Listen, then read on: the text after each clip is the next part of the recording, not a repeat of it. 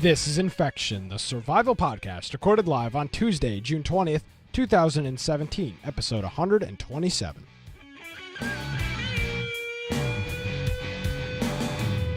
Hello, everyone, and welcome to another episode of Infection, the survival podcast. Infection is your source for the latest information on survival video games.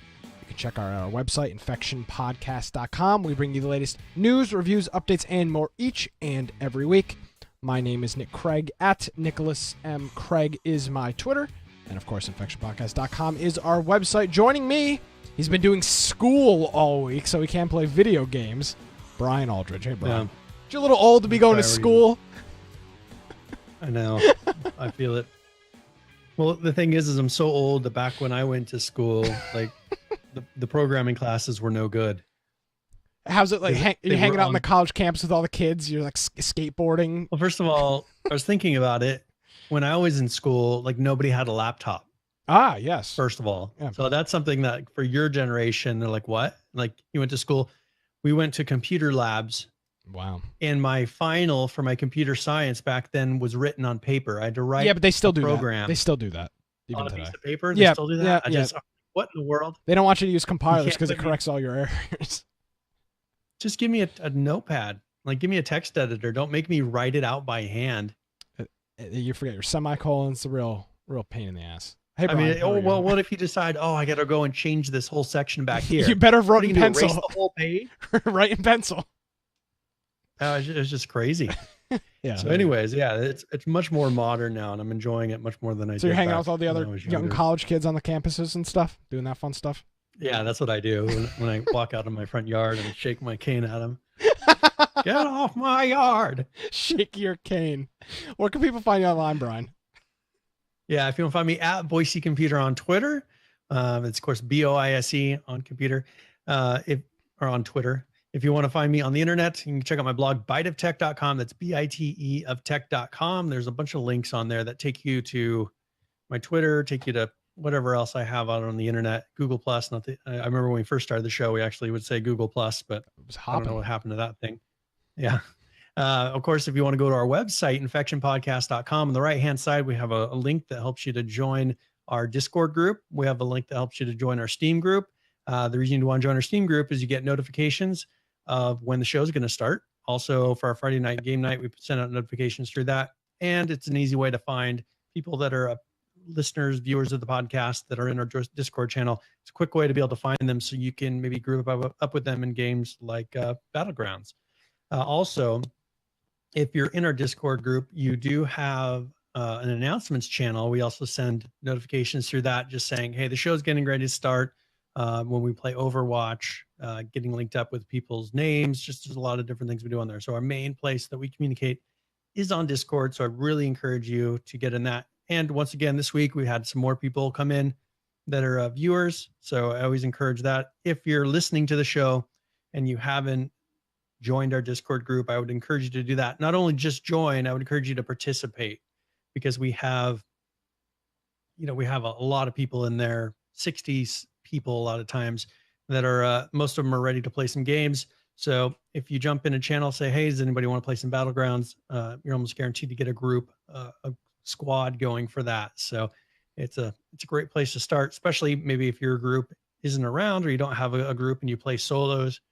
We pretty much are the point, like I never play solos anymore. There's always people to play with. So unless I want to, I can play solos if I want to, but usually always have a group of 2 to 4. Yeah.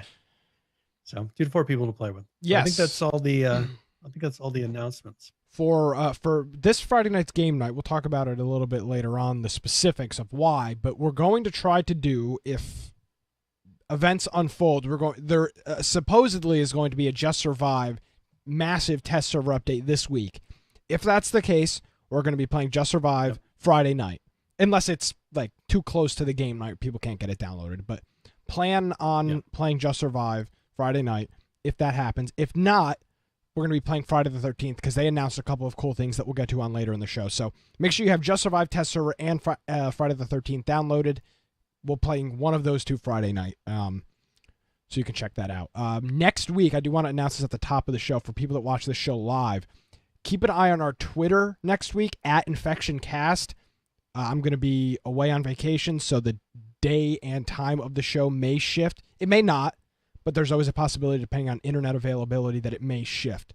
Or we may not even do one live at all. We may just record it and upload it. So be prepared. Yeah, because we found out last year, or was it last year, that it was last year. The internet just kind of fluctuated, and so Nick was able to do a test about the time that we did our show the day before, saw that the internet just was not happening at that time. Yeah, so I mean, it's expected. So we did it the day. People are watching earlier in the day. YouTube and Netflix and all that stuff around 7 o'clock Eastern at a hotel or a condo complex or whatever, and sometimes it kills the internet. So I'll do my best to make sure it happens, but if not, there'll be something next week. So just be prepared for that. Brian, before we get into anything, I know you haven't been playing a lot this week, but I've been playing a whole bunch of Overwatch. And yes, I've seen you in that channel. Like you were all day, the whole day yesterday. I played probably 6 hours. No school. Like, what am I going to do? Yeah, I mean, I don't have a job. I'm unemployed. It's great. I can just sit home and do nothing all day. So I was like, Nick's been in Overwatch, the channel, for like 8 hours straight. Yeah, it was a long time. I've been playing a lot with PH in chat. But what I do want to say here, for anybody that has Overwatch, Twitch Prime has announced their event this month, and it's an Overwatch Twitch Prime membership. You get a gold legendary item box for free, plus in August you're going to get 5 free loot boxes, and then October you're going to get another 5 loot boxes with your Twitch Prime membership. It'll if you go to this page, it's on Twitch Prime, you got to click the little crown icon in the upper right hand corner. It'll pop up a little redeem code. You throw it in your battle.net launcher. It'll pop up in Overwatch, and then you'll have your crate to open. So if you own Overwatch and you have Twitch Prime, go get your code, redeem it. You'll get You'll get at least a gold skin in your crate. I mean, I'm telling you, Amazon is so smart. I mean, like, they just bought Whole Foods. Amazon's going to control the world. We thought Google was a problem. Amazon's going to control the world. It's a real problem. It's a real problem. So, I mean, if you look at what they're doing, I think they're really trying to figure out a way to kind of take out Steam in a way. Yeah. Because if you look at what they're doing, all of their stuff is outside of Steam. I think they're really trying to figure out that angle to be able to kind of nudge or be a competitor, because if you think about it, if they can offer a discounted price on a game. So I'll give you a marketing strategy. They do this already. Yes. Okay, but I'm saying with the physical disc, right? Yeah. Versus the digital download. Yeah. What I'm talking about, let's say there's one that's a Steam code, take it to the next level. There's one that's a Steam code versus one that's using their service. And then they'll also offer you some enhancement, some perk, some reason, maybe free stuff for buying it through the one that goes through their service, and start pulling away people. I mean, imagine how many people buy games on Amazon. Yeah. Also, what if they offer like a digital service and they somehow work it out with your Windows, like your Xbox is linked with this one and is linked with, like, if they can get the final games being linked across platforms, even if you purchase it on, let's say you purchase it as a PS4 game, it also gives you access to play it on your PC, like things like that. That would be the thing that would be different that they could do that Steam can't compete with. Yeah. Because they do that with music. If you buy a disc, you get it on MP3. Yeah, I don't think they're trying to compete with Steam. And the reason I say this, if you look for certain games on Amazon, they just don't exist. PC games, that is. So at this point, I don't think so. But I'm saying if Twitch, they could start. Yeah, if they want to. I'm not they're necessarily starting to sure offer things that are not going through. So it's like they're already offering all these things that you claim. All these games are not Steam codes. You can't get them through Steam when you're getting them through this Twitch Prime. No. They're all in their Amazon downloader. So I think that they have some secret thing in the background that they haven't unveiled yet. That's going to be a nice write it in the book for that. Write it in your book. Okay, I got my book here. Yeah, well then, so if it doesn't happen, but that's what I think they're aiming for. I think they're just building up a big library so that the day one when people go in there, that it's not like they load it and it's empty and it's like, okay, we'll buy something and you'll have a game in here. I think that they're using this Amazon Prime to fill up people's libraries with stuff so that when they log in, they have a library of games already. There you go.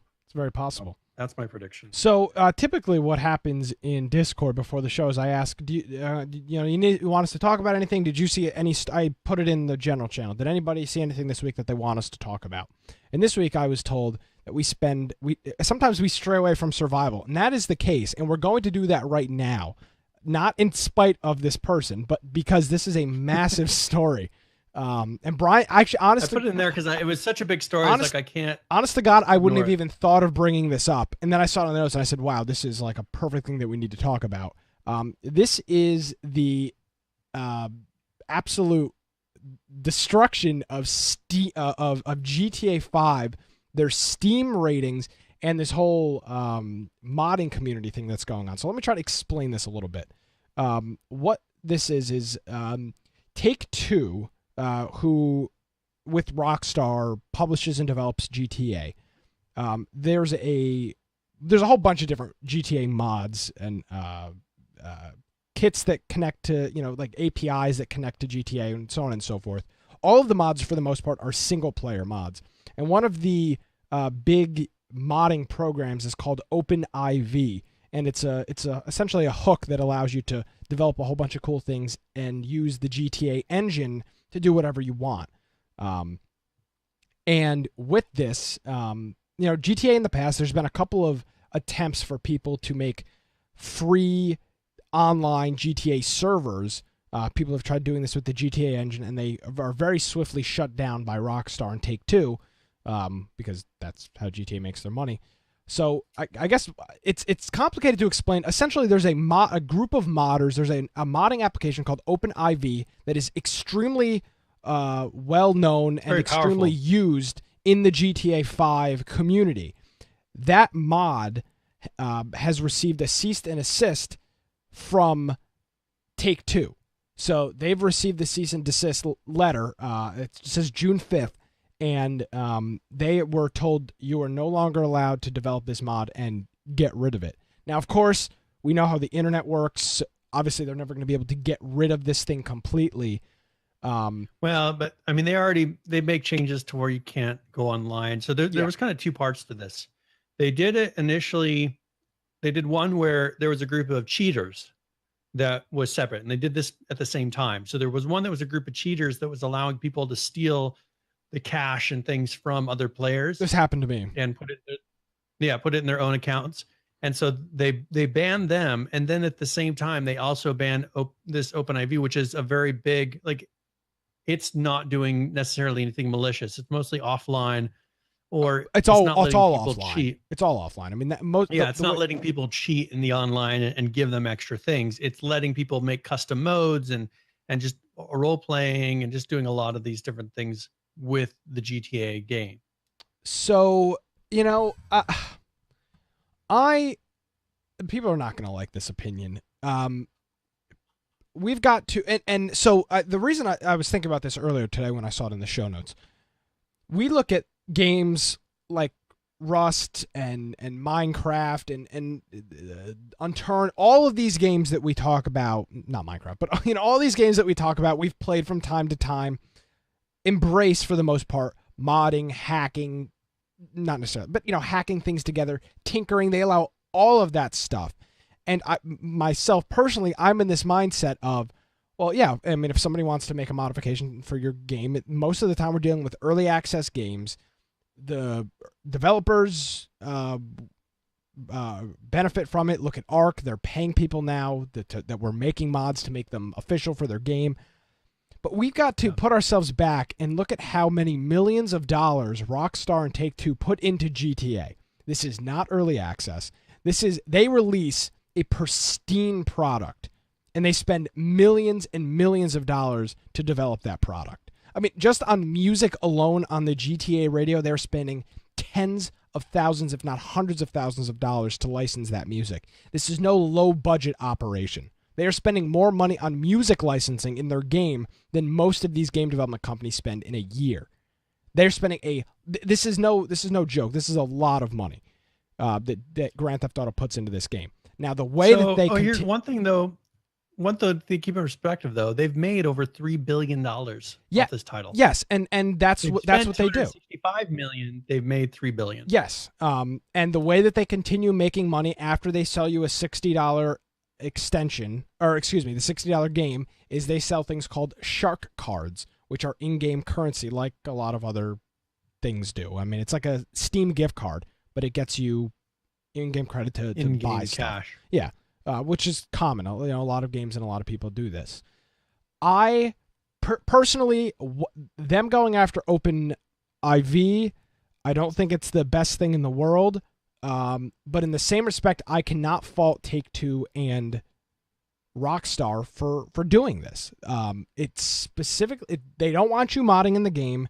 People do that's not necessarily true. Rockstar and Take-Two are two different things. Rockstar's the developer, Take-Two is the boss. Rockstar's kind of okay. The publisher doesn't want them. Exactly. Rockstar's kind of okay with people doing single player mods and stuff. Take-Two, the executives, the black suits that are sitting around the board table are looking at this and saying these people are potentially taking money from us. Shut it down. That's what they're doing. So the way I see this is it's not a good situation. It's not a good scenario. But they own the game and they have the right to do this. I mean, you can be upset about it. I get it, but Grand Theft Auto has and Rockstar and Take-Two have 100% like a consent to do this. Like they don't. Yeah. They can. It's their game. If they want to shut down every mod, they can, and they have the legal right. I mean, of course they have the legal right. They have every right to do so. They own the game. It's their game. So, with that being said, it tears me apart a little bit because I've got one side of me looks at all the cool things that have happened with all these games that we talk about with mods, and the other half of me goes, "This is a business. The business's goal is to make as much money as possible. They've already done that clearly." But obviously, they're still selling a whole bunch of shark cards and making a whole bunch of money online. So do you think that they're going to try to figure out a way that they can profit from the modding community? No, absolutely not. That they're going to come at this a little different way and see if there's a way that they can make it a service or do something similar to what Arc did? No, they spend, you said it, they spend hundreds of millions of dollars on this game. They'll just, I mean, they don't need these mods. They don't need these ideas. They have the best developers in town. They have the best ideas in town.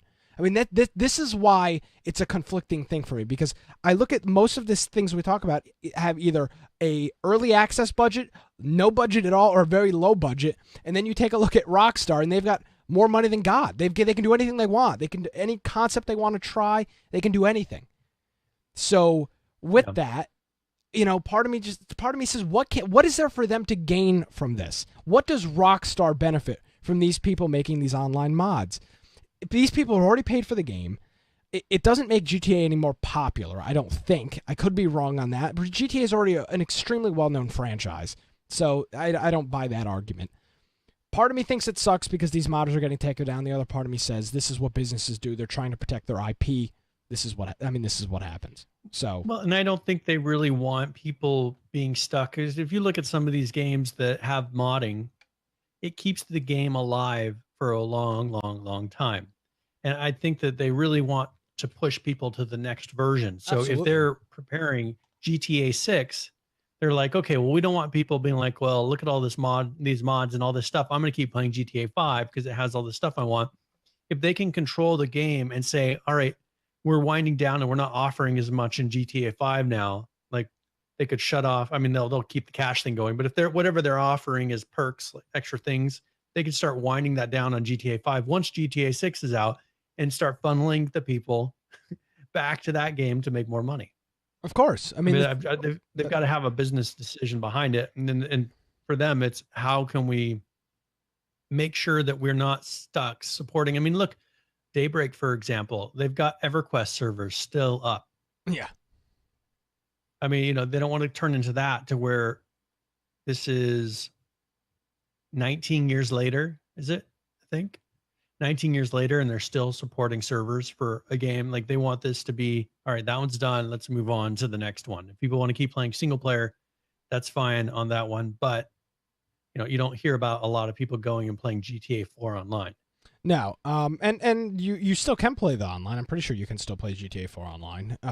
Yeah, but I mean, they're not offering anything and promoting it. Like no, they're not. On you know, GTA 5. and I know, Brian, one of our good friends is really into the GTA modding stuff, and in talking to him about it, I mean, I can see both sides of this argument here. I understand the modders' perspective. They're saying, the post is the day when GTA modding was declared illegal. I think that's a little bit of a stretch. That's maybe a little too emotional. I mean, yeah. I mean, they've shut down mods in the past, and now they're specific. And maybe they are opening up some type of their own modding thing, and they're shutting this down to push people over to their own modding thing. That's a possibility. That's kind of my guess. It's possible. I mean, that's my guess, is that there's something else they have going on, and they want to deal with that now, let it die down a little bit, and then release something new. And this is the thing I see, right? If you're playing GTA 5 mods, Rockstar's already got your money. So they don't, I mean, that's the thing, is they don't care about these mods. They don't care about the modders. I don't think they don't care. Other than cheaters that are affecting their business model. Yeah. And that's their biggest concern. But and when I say I don't care, I mean, they literally just don't care if it exists or it doesn't exist, because there's no benefit to them. They're not making any more money. GTA doesn't need name recognition. They're just not I don't think the modding in GTA I don't think it benefits GTA at all. Now, of course, there's a large community with it, but they're not making any more money if these modders play or don't play, and they're not selling extra copies because of these modders either. So, it's just a weird situation. It's an interesting situation. I don't know. And there's I put a link in here to the change. I'm not saying to sign the petition, but I just wanted to show there's a change.org petition going. There's a link to their website, which talks about the OpenIV, in the video that the letter that they received. So we've got those notes in there. You can go check them out. Talks a little bit about it. So, one thing they said is that their biggest concern with this is it allows third parties to defeat security features of the software and modify that software in violation of the Take-Two rights. It doesn't, and that's the publisher's rights. So technically it is breaking the agreement. It's not supposed to be happening. And, I think that as we kind of said before, personally, I think that there's some reason that they're doing this, that it's probably going to be apparent coming up to Christmas time, when a lot of new things are announced. I mean, it takes them a long time to make these games, and they generally don't do DLCs. I don't remember they don't do DLC ever coming out for one of these. But I mean, they always release new stuff, but it's just free, like new cars. It's races, just part of the game. Yeah. And so I think that if they see, and they maybe even see hey, here was a really popular mod, they may be hey, well, we're going to put that into the game. This may be happening in the background, and we don't. Who knows? Now, to be clear, this is just OpenIV. There are other single-player mods that are not affected by this. Now, a lot of those mods did use OpenIV, but there's still other mods that have not been targeted by Take-Two and Rockstar yet. So there's still a whole bunch of other mods that exist. It seems like they went after the biggest. I mean, this is the biggest one. I think I'm not really into the modding community, so I don't want to be. This is the only one I've done a mod once, and I had to use this. Okay. So, yeah, I've never done a GTA. And I had to go through all these steps to undo it because it wouldn't let me go online. Online, yes. When I had it on there, so it was only affecting the local single player game. So yeah, and the other part of this is the community is pretty pissed off, and again, I see why they are. But the Steam they put a reviews, link to the Steam page. Yeah. Holy moly, 12% of 46,000. Brian, can you do the math on that? 12% of 46,000 reviews in the last 30 days are positive. So out of 46,000 reviews, only 12 of those are positive, which is pretty crazy. So the 5,520 out of 46,000. Yeah, that's crazy. People are really pissed, and again, I say, does GTA necessarily care? I bet you Rockstar cares, because it's their community. Take-Two, I guarantee you, Take-Two doesn't care, because it's for them. It's the corporation. It's all about them. I mean, and again, I can't fault them for that. That's how business works. I can be upset about it, but I can't sit here and this is ridiculous. You're destroying it. It's business, folks. That's how this stuff works. Yeah. So It's going to be interesting to follow. Rockstar's released, I think somebody's released a statement. I don't remember if it was Take-Two or Rockstar, said we're not, we're not trying to shut down all modding, but this one was allowing hacks. I don't know. I mean, it was just kind of a typical PR announcement. There was no substance to it. So that's pretty much it. Yeah. We will. But I thought it was an interesting. Story to bring up because it's stuff we talk about all the time. We are constantly talking about games that allow modifications and allowing add-ons to go into the game. Look at Unturned. I mean, he's having his modding community build maps now to put in the final version of the game. A lot of these smaller communities are willing to embrace, or the smaller games are willing to embrace those communities. And we see that a lot. We're starting to see that more and more, to where, I mean, Ark is a really good example of a game that's pretty decent size that has really embraced the modding community. Unturned has embraced the mod community. And these guys, we'll see. I just don't, as you said, it doesn't fit how they've done it before. And it doesn't really match they don't release DLCs. They don't release, they just release a really big game that's really good. Yeah, it's great. And I think that, and they spend hundreds of millions of dollars to make that game. Make it happen. Yeah. So, it's a different caliber of thing. And I think that's what people, I think, and I found this sometimes myself too. I think everything is just like, oh, everybody's a game developer. No, these people are actually game developers. Yeah. Like this is not like, hey guys, posting on Reddit, we're gonna do a test server update. Yeah. No, we're gonna invest $200 million and we're gonna make a kick-ass game and make billions of dollars. That's one thing I was amazed about when I first went into GTA 5, and I think I told you about this at the time. I'm like, you can just get lost in just looking at the detail of the game. Everything is so realistic. Everything is different. You don't see repetition constantly in the game. The amount of models or assets, 3D art that it would take to make that are in that game is astounding. There's the amount of things that are not duplicated, like people talking on the street and the random things they say, the radio stations, just all of these things takes thousands. I mean, it's got to be thousands of people. Oh yeah, making it happen. I mean, at least I spent $180 on GTA. I have it on the Xbox 360 when it first came out. Bought it on the Xbox One. Bought it on the PC. I mean, it's just they've gotten their money off. They've gotten their money out of me. Me modding does nothing for them at this point in time. It doesn't help them at all. There's no benefit. So that I'm sure that has something to do with it. But we'll see. We'll continue to follow this. I would imagine the next week, probably by next week's show, there probably will be some large-scale announcement, I would think, from Rockstar. And they may just be quiet about it. They may just be silent. I mean, these people, this is the thing. Things, the best thing you can do is just let it die out and let people move on. This is the best part. So you said out of this, there was like 41,000 negative reviews here, right? Every single one of those people. 46,000. Oh yeah. Yeah. Oh yeah. 41,000. So 41,000 negative reviews in the last 30 days. Every single one of those people will buy GTA 6 when it comes out. Like that's my point with this. It doesn't matter because it's GTA and you're going to buy it. It doesn't matter. I mean, okay, you may have a couple people here and there that go, yeah, I don't want to buy it. But that's not the majority. I'm going to buy it. You're going to buy it. The modding community is going to buy it because they like GTA. They're going to buy it. Yep. So they're going to sit here and say, oh, this is ridiculous. We're never playing GTA again until GTA 6 comes out. And they announce it at E3 and everybody loses their mind.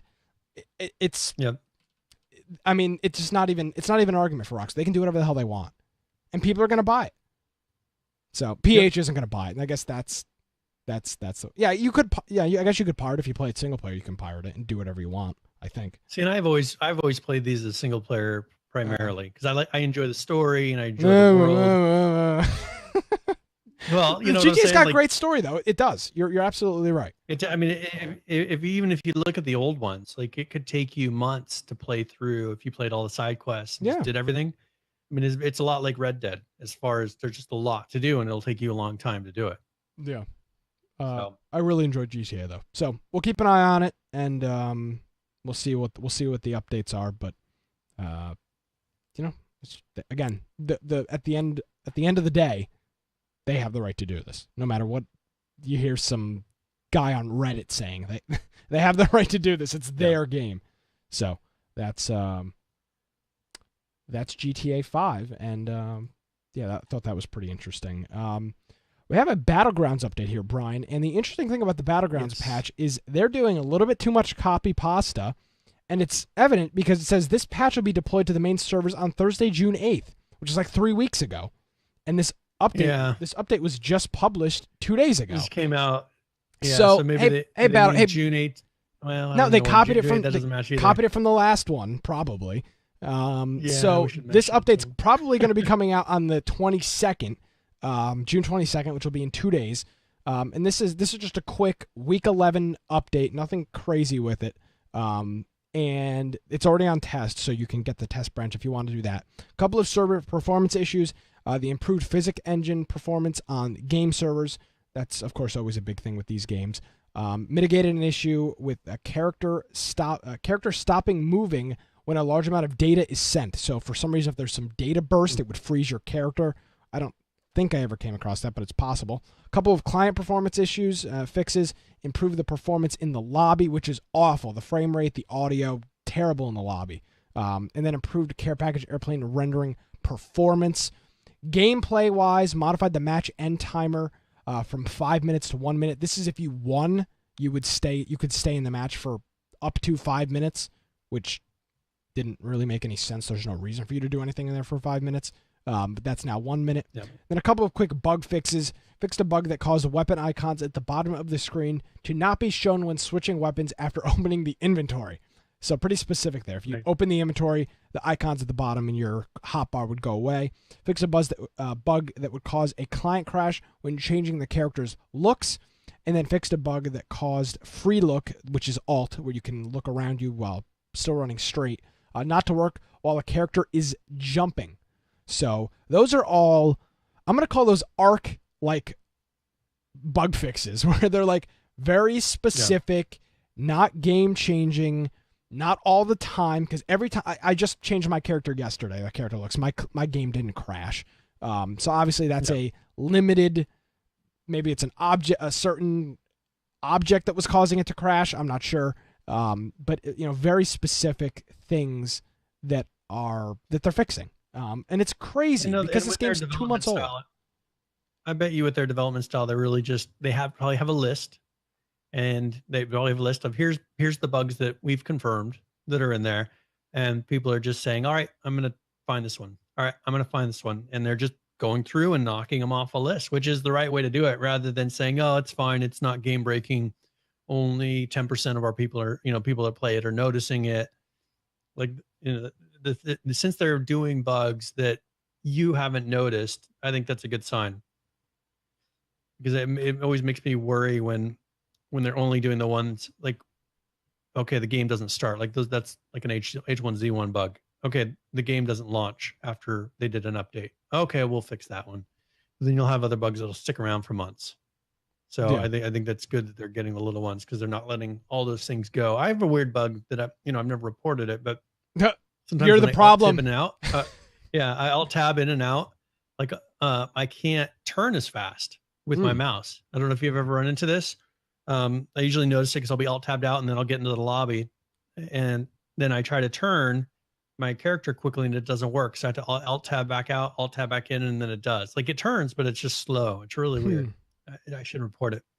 There you go. You heard it here first on the Infection Podcast. But again, like ARC, I'm sure that they are they're collecting all this game data. I would hope. Yep. I mean, they're collecting everything else, stats and backups and all that other stuff. So I would think that they're doing that. But they know these bugs. And again, E3 was last week, so I know people are after that. They're doing a big thing at DreamHack right now. I think it's DreamHack right now. They're doing a tournament there. So I saw them doing it yesterday. Yeah, they were doing it the last couple of days. PlayerUnknown is there. Poopy Queen is there. A couple of other members of the staff are there on Twitter. So, they're still not back in the office. It doesn't appear. So that's nothing crazy with this update. Just a couple of things And here. And I don't think that they have. I mean, they probably have kept a lot of their. All their developers for the most part there. So I'm sure they're still working on things. But I think kind of the public mouthpieces for the game. I don't think the developers are going in and updating this page. No, I'm sure it's the community manager. Yeah, so that's where I think that probably we'll see once they get back, the community manager, people that are in charge of it will say, okay, hey, this is allowed to go out. You can post that. See, we'll probably hear a little bit of silence between now and then. The only problem here is in the U.S. in general, 2 weeks from now is the 4th of July. That's actually the week that we're going to be doing. It actually works out perfect. Because actually, well, no, we'll do something for that, but it's on a Tuesday, and people are going to get Tuesday off. I don't know how it's going to work for some companies, but I would imagine we'll see some slow updates that week, depending on what day we do the show. Well, these guys are over in Korea, so no, not necessarily them, but I'm H1Z1 and ARK. That's what I'm saying. Is we've talked about different holidays that they have over there, and it's like, okay, well, they're not releasing it because it's a Korean holiday. Yeah. We don't think about it, but it's like they have holidays, and they'll have a couple days off to where it'll you'll have a slower week, because just like here around Christmas time, here around 4th of July, whatever, Thanksgiving, like there's 3 days where more businesses pretty much do nothing. So, yeah. So we'll, once we get past the 4th of July, we shouldn't have many roadblocks, or there's no big gaming conventions.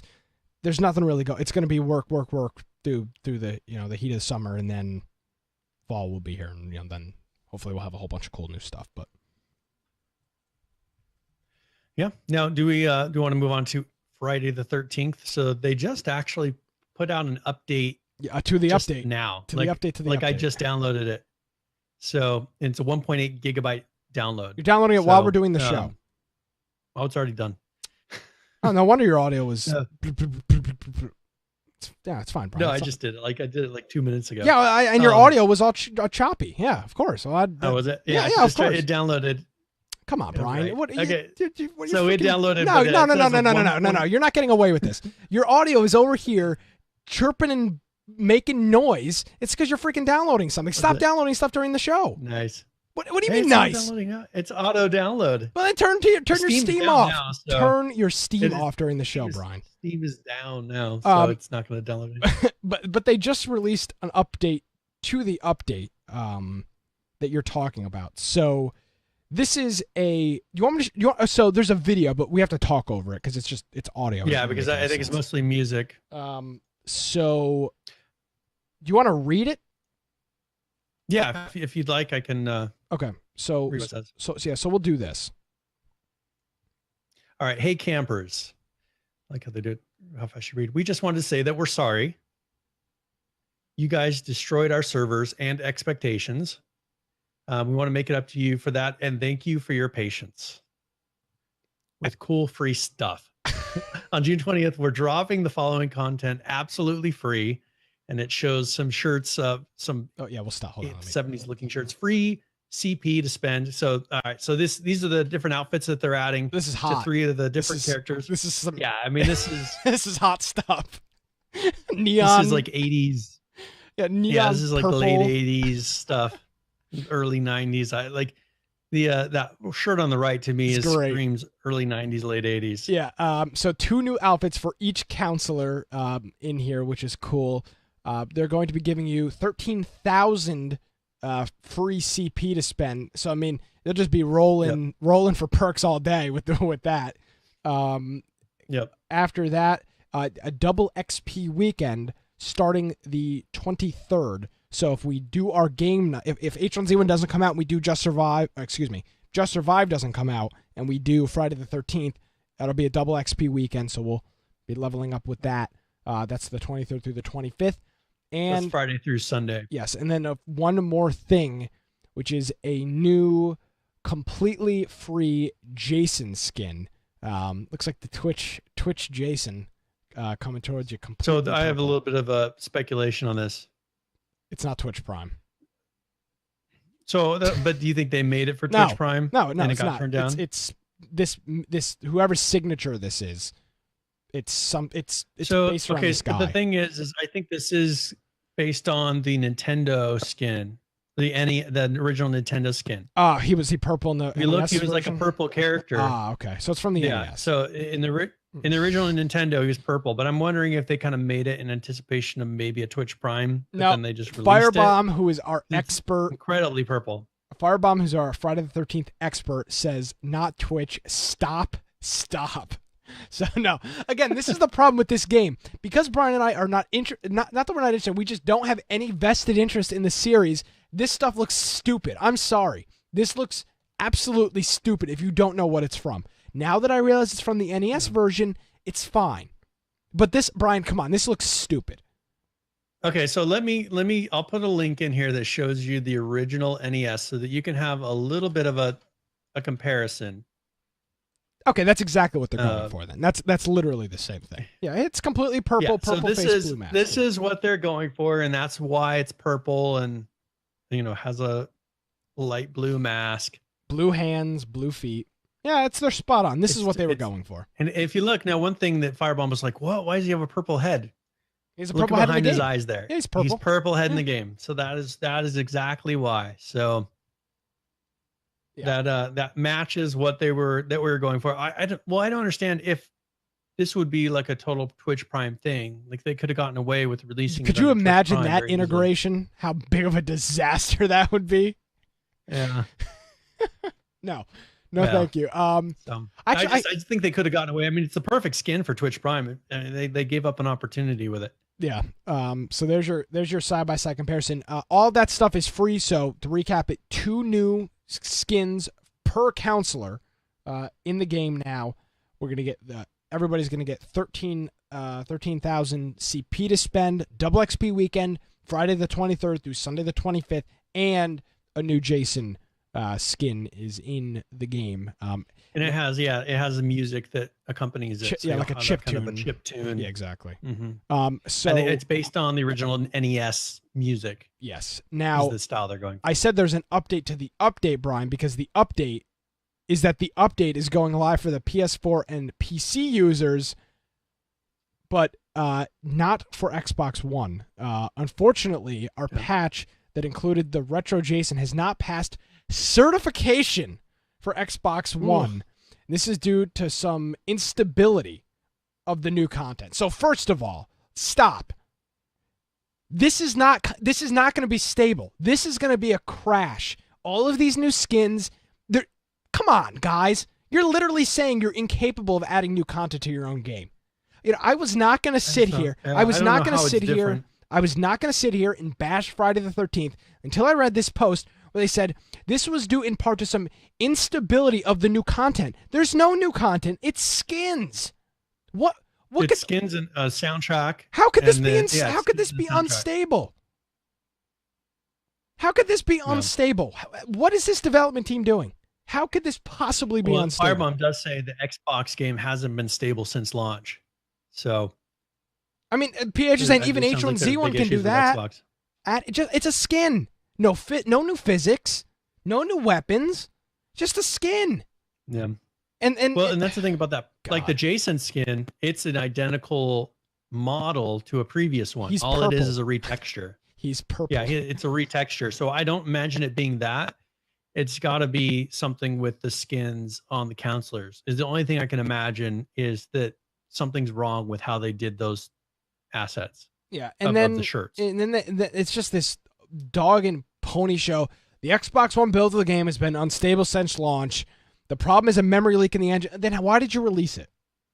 If you know there's a memory leak in the engine that's causing the game to be unstable, why did you release? Again, the reason they are getting this criticism on this show is because this is not early access. It's not early access. Yeah. This is final build, final release. So all of the early access perks, like we deal with H1Z1, which is a total pile of burning garbage right now, is okay. Well, it's not okay, but it's justifiable because it's early access, and it's what we expect with early access. This is not. This is not early access. So they're throwing this whole sob story up on Facebook about these certifications which I'm sick of hearing. We sat at this PAX panel at like midnight. And certification this, certification that. This isn't certified. That's not certified. Get over it. Every other game has certifications too. You're not special. Ark has certifications. All these other games have certifications. I think it's because before this, they didn't at any point bring on somebody that knew what the hell they were doing. Well, I'm trying to think of how to say it nice, because I understand, like most of these companies will hire on people that have been through this whole process before, and they'll bring them on, just even if they're just giving the guidance of, all right, now we need to do this. Now we need to do this. And they'll hire on people that have that experience to take them through the process, which is totally understandable. But these guys, they're like, oh, we keep on bumping our heads, hitting every little object that comes in our way, because none of them have done it before. So they're figuring out every mistake and everything that all these other people have already figured out, rather than hiring on somebody who's gone through console certifications, that has gone through a full major release of a title under Unreal. Even, I mean, it could be that specific. Have somebody who's released a major title under Unreal on staff, so that they can be a person who gives advice and says, hey, here's what we need to do. Yeah. Now, PH is saying, this isn't Illfonic's first game, but I think this is their first like Unreal. Well, it's Gun Media's first game. Developers, Gun Media's Illfonic's the publisher. Gun Media is the developer. This is Gun Media's first game, I think. But now, my whole point with this is, first major game at least. Yeah, I've never heard Ark. I've never seen an Ark patch note, Brian, correct me if I'm wrong, that has said, oh, sorry, guys, console certification is keeping us back. No, nobody complains about console certification, because it's what you do. It's in consoles. It's a different level it's a different expectation. You cannot release a broken, buggy, non-working game on console, because people are paying the Xbox One X. People are paying $500 to get a premium system where the games don't have this garbage that PC games have. Constant crashes, bugs. You pay a premium price to not get that stuff. In my opinion, that's how I view this. So here's the difference with Ark. Ark had developers that came from other studios that have done this before. That was one of the big things that I didn't bring up I had it in the notes, but I didn't bring it up during that interview. Was, okay, there's a guy named Jeremy who Ark got sued for a very large amount of money because he had come over from another title, from another studio, and he was still under some sort of agreement. He was secretly working on Ark in the background, and I think Ark ended up paying. And if I said the name of the company, you would recognize the game that I'm talking about that they came from. That they're not nearly as big as Ark, but you recognize the name, and they paid like however many millions of dollars to settle that. Well, okay, these guys are coming from studios that have released games. From what I gathered, this is people that are passionate, they're fans, people that were passionate about a game that said, we're going to release a game, and they learned how to do it, which for people that if they've not come from a previously having done this kind of work before, I think they've done a very good job on this game. But the issue is, at some point, are you downloading something? No, I'm not. Okay. At some point they need, nope, I'm not. At some point they need to make sure that they are bringing someone on that has experience. They're not. I mean, are you going to start up, let's say you're starting up an auto body, like an auto body shop, and you're like, well, we're going to figure out how to sand the cars and, prime them and do all the different things. Well, why wouldn't you just hire one person who's worked in an auto body shop before to say, all right, here's what you do at this part, and just train your staff, like be there for, all right, I just mixed this primer and I'm, what am I supposed to do next? Like, and rather than saying, well, I'm going to go Google that and we'll figure it out. Like there's a big difference. And I think that's kind of what they've done. I am not, there's no free pass here. They have put themselves, I'm just going to say it, Brian, they have put themselves in a really shitty situation, but they've done it to themselves. Nobody has forced them to put them in this situation. They tried too hard to hit their deadline. They were so hell-bent against getting this game out in early 2017 that they clearly cut corners to do so. They've done so now, and now we see the final result. a game that at least on PC nobody is playing. Nobody is playing this game. I'll get to the current players after it, but nobody's playing it. I'm not saying it's an awful game. It's the worst game ever. I'm not making comments like that. But these issues are completely Gun Media and IllFonic's fault. They have put the player base. They put themselves here. Nobody's forced them to do this. No, they didn't have this situation that major companies deal with, where No Man's Sky, I think, is a great example. Sony was breathing down their back and said, "Get this game out, get this game out, get this game out." They didn't have that. They put themselves in that situation by making sure they hit this deadline that they didn't end up hitting it. They missed it anyway. They could have just taken another 2 months and we wouldn't be dealing with this crap. But there's no free pass here. Stop bitching about console certification. Every game on console has this. You're not special. Nobody cares. I think that's the thing is they were going for that big wow of releasing them all at once. I think they would have been better off getting the game released on PC, figuring out all these bugs, and then releasing a much less buggy version on consoles. I mean, figure it out on PC, let people play. And I don't think you'd have more people playing it right now, I think, than are. I mean, I'm not going to give away the numbers, but don't you dare steal my segment. Yeah, I don't want to steal your segment. But, I think that they would have more people playing it simultaneously if they would have gone through and released it. Because I think they were so concerned we didn't want, people to lose interest before the console's released, whatever. I think they ended up doing the opposite and hurting themselves more in the long run by trying to release them all at once and then not having a totally smooth release. Yeah. So, I mean, they were like, well, we couldn't handle, our servers can handle it. So they, instead of having one platform that had temporarily a bad experience, they ended up having all 3 platforms have a bad experience at once. Yeah. And they just tweeted 18 minutes ago, just to clarify this. Retro Jason is a selectable skin swap on the Part 3 Jason when searching for him. He is a skin swap. No unique Jason other than the music. So there's no content with this Jason. He is just a skin, a re-skin of an already existing character. So this thing of... It's not a new character, it's just a different texture on it.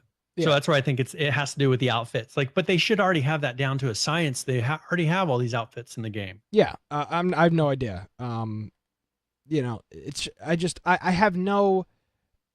I don't know what they think they're going to... for the next year, is every excuse going to be console certification? Because, I don't see any other games complaining about this. Are they going to struggle? Here's another concern. If they can't bring enough income in over the next year because of lack of interest, how are they going to continue? Are they going to eventually drop the game? What are they going to do? Because they have to come up with a way, just like H1Z1 has. H1Z1 King of the Kill has done a very good job of monetizing, even on a game that's not doing well. It's doing well number-wise. Yeah, King of the Kill is. But I'm saying it's not doing well as far as just playing it. There's a lot of issues. It's constantly crashing. Yeah. They've gone through and still get people to continue playing it. They're not doing that yet on this game.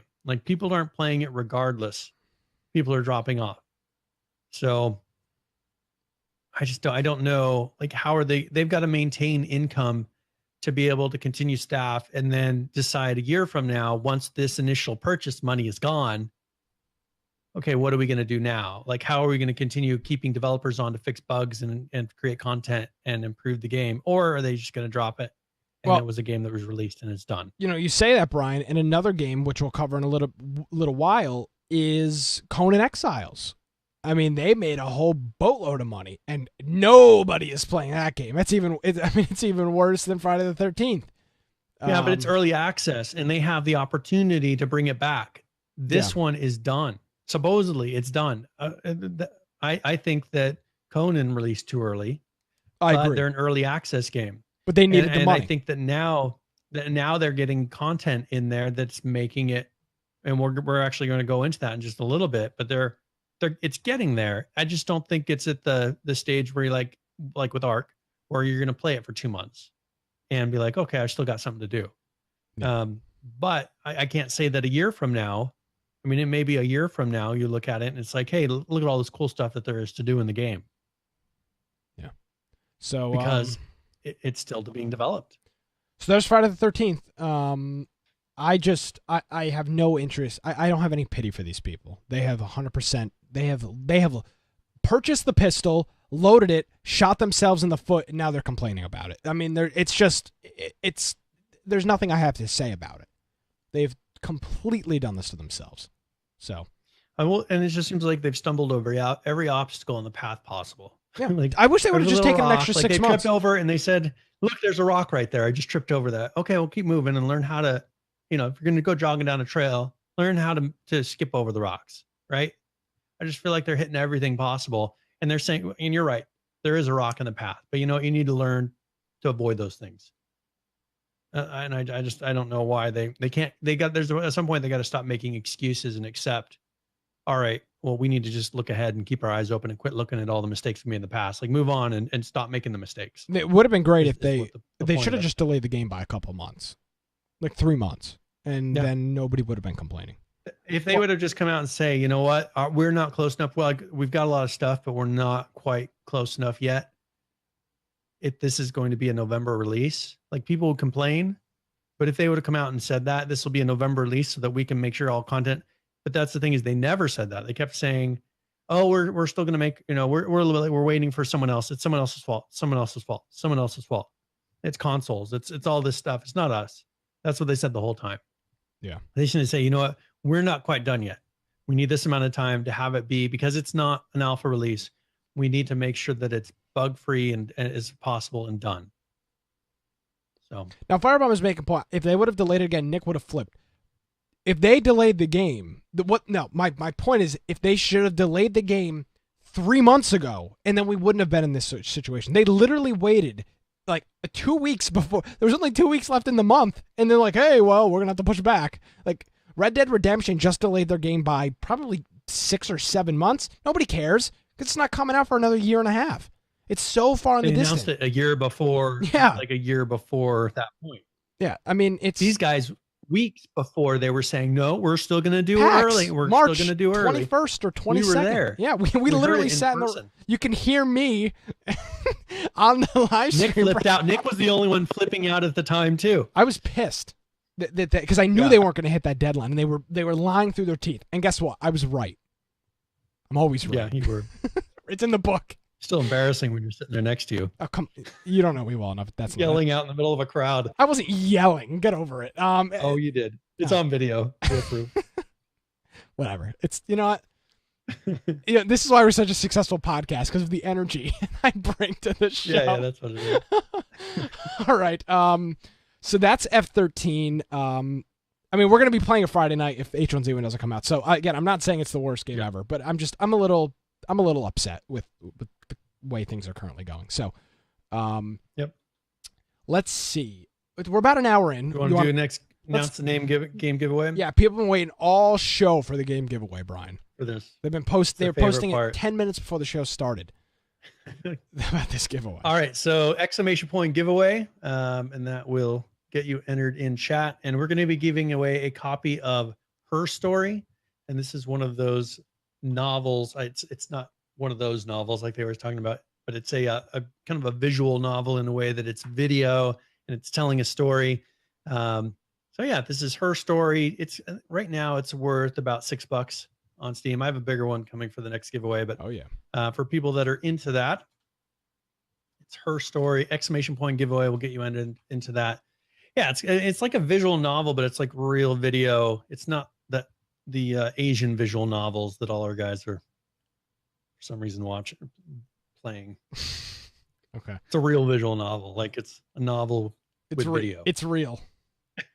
So well, and the one thing that's interesting about this one is it's like you're on a computer, so you're kind of unfolding the story. You're on a computer and you just have access to like a folder, and you're kind of moving around in the computer and just watching videos, and you're unlocking the story by doing stuff. I'm sorry, you're trying to figure out.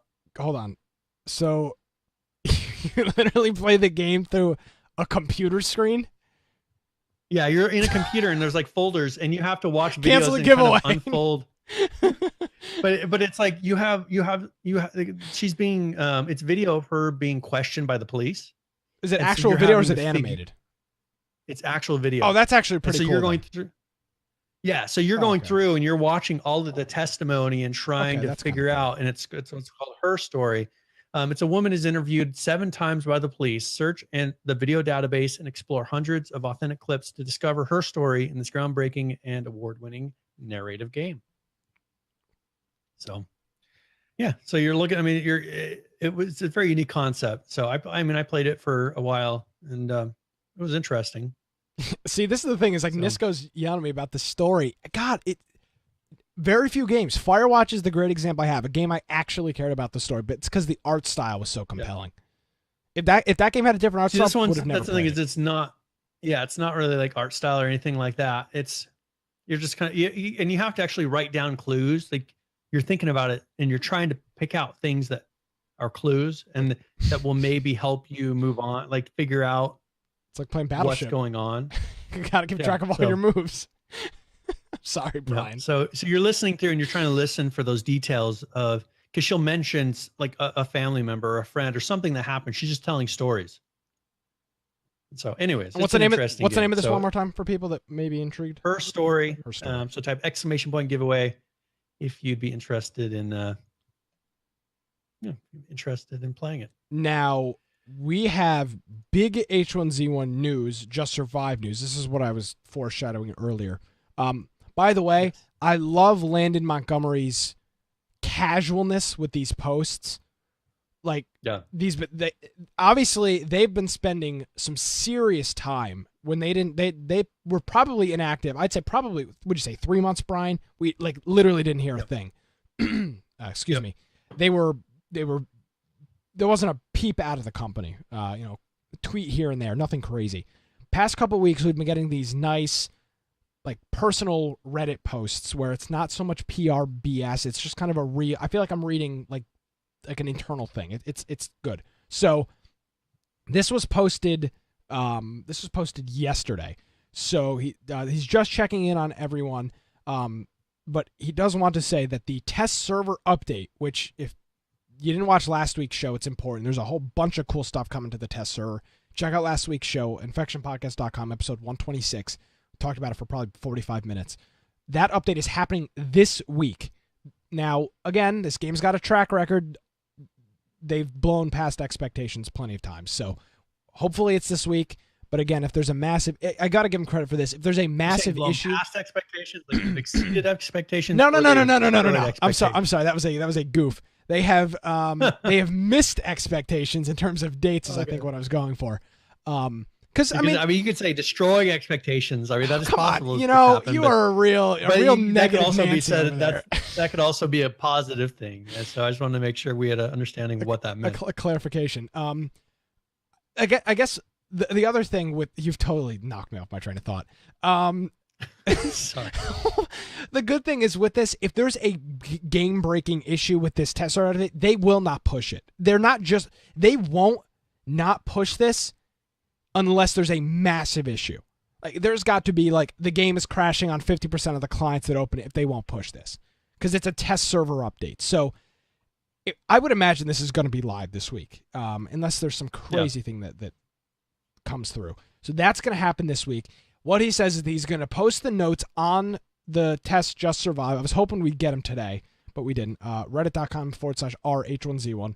It'll be posted on there so you have a chance to look at all the things. Again, the whole point of the test server is to look at the updates, test the updates, and report back with them. So I hope it's a comprehensive list because that's the only way this stuff works. Yeah. He's going to try to give us 24 hours or so to test this update. He said it may be less. So that's pretty big. We went from last week getting it was like an information overload of all of this stuff. Like we're literally rebuilding the game for you. And that was last week, and now this week we've got here's the update. Now a couple of things that he did want to say too. Some of people, again, we talked about this. People were at E3. They're all back now. He says the game looks amazing. Can't wait to share it. And he just spent this afternoon with Ben, who is like the CEO of Just Survive, doing the test update notes. So they're already working on those. and a couple of other things. He does make a kind of a shout out to the PvE players, which I know is a big community. There's plenty of stuff for them. Okay, so this is something that I think that means something. The PvE stuff? Where he says PvE players will have plenty to do. Yeah. I think that they're unlocking quests, something. I think there's going to be a new element that they haven't really talked about that's coming out in this, because what would PvE players be doing? I mean, I think that's hinting at a new mechanic that they're releasing that's going to be happening. So it'll be interesting to see what that means. Like, I think he's just hinting at something there that I think is going to be a new feature. I see. I read that. I didn't read into that. I think the base building is going to be so comprehensive, and there's going to be so much customization that the PvE players are really going to be able to do cool stuff. And yeah, Nisco, there's a huge PvE community. There's a lot of people who do PvE. That's not necessarily specific. I think that there's something else happening for PvE. I just, it may just be, hey, you'll guys be able to do crazy base building and have really good stuff. Or, I get the hint that means that there's going to be a mechanic that's shown on this test. It could be quests. It could be something. I think we would have gotten a hint about quests. Maybe not. They've got. Sure. That's the thing, is they have the. I think I've seen something that's kind of hinting at quests. They've talked about NPCs. They have talked about. And who NPCs. do you go sell your stuff to? So there's NPCs. Yeah, You now can sell items. So I just think that there's some other mechanic that they haven't announced yet that we're going to see. That would. I'd be all for it. If that's. That's the thing, is you need stuff to do, and I think that now the game's at a point to where, it's ready for that. And that's the thing, is I've said, it's probably 6 months ago, I have hope for the Just Survive team. Like, these guys are all new. I don't hold them to I try not to hold against them all the previous developers, because all these guys, they haven't really released anything since these guys came on. They've been working on something big, and they're doing a big release. And I said that I would give them up to the point of this big release to see what they can do and not harp on them, because they did pretty much start over. They had to with Just Survive. I think it was done so poorly that I think that Just Survive, they came in, they're like, all this is wrong. The map is wrong. Like the mechanics, even you guys swinging a melee weapon is wrong. Like, you got that wrong, and they've redone it all. Yeah. So I'm thinking that this is going to be a total rework. There's a lot of assets, because it's not like they have a huge team of asset designers. They have the normal amount of that, but I think that, Mansen says, it's the same team with a new lead. No, they brought on multiple people. They brought on, we've seen announcement of multiple people that have been brought on to the team. I want to piggyback on that point. If you look at the team that was 3 years ago, totally different people. But I want to piggyback on that point. Leadership in a business or a company or a group of people that is anything over probably 15. I'm working in the job I'm taking is a fairly small company, 5, 6, 7 people, 10 people max. And we're all remote. Without leadership, even a group that small has a huge direction problems. Now you're talking about a group of game developers that is 30, 40 plus. There's a huge issue if you don't have good leadership. If you don't have somebody steering that ship, you see what the result is. It's a game where everybody's just doing whatever the hell they want, and there's nobody's unified, and nothing makes any sense. That's what we're into. Yeah, a lot of times it seemed like development was like a chicken with its head cut off. They would see something on Reddit, and like one developer would be like, "Oh, I'm going to make that. I'm doing that," and then, of course, if you got the thing off of Reddit, probably means it's going to blow up in your face, and then be like, "Oh, nope, let's go this way. Let's go this way," and we just had no progression, because they were constantly chasing little things here and there. Now you see there's a real vision of, all right, we needed to redo the base building system. We did it. We need a new map that's more fits the style of what we would think this game should be. We need a currency system. We need, we need to have NPCs, and they're making a totally different game, and they're making what should have been the goal originally.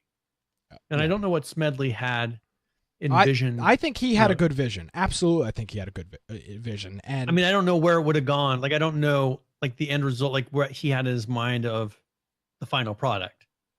When we saw the beginning of it, and he wasn't around really that long, but you saw after he left, like nothing happened. yeah, It made zero progression. And I've got to make a comment on stuff I'm seeing in chat here because I've saw it on Reddit too. People saying that the new base building system sucks. You haven't played it. Nobody has played it. Shut up. You're making you look like an idiot. Nobody's played this system. No, you have no idea if it sucks. It may suck. Said this last week. It may very well suck. Nobody's played it. You don't know if it sucks. It could be the best thing that this game's ever done, or it could be the worst thing. You have no idea. I have no idea. It doesn't matter. It's a stupid point. You're not basing it off anything. You just look you look like an absolute idiot if you're making that point because you haven't played it. How can you say it sucks? Nobody has played it. Oh, I don't like the new base building system because XYZ. You haven't played the new base building system. You saw a live stream in which 3 developers talked about it. It's stupid. It just doesn't make any sense. I mean, that's the thing is you have to play it, give it a chance. No, nobody wants to give it a chance. That's the problem with early access in general. Nobody's willing to do anything. You need to play it and see the limitations and see if they're responsive to responding to those limitations. If you say, hey, here's what I don't like about this in the base building system, right?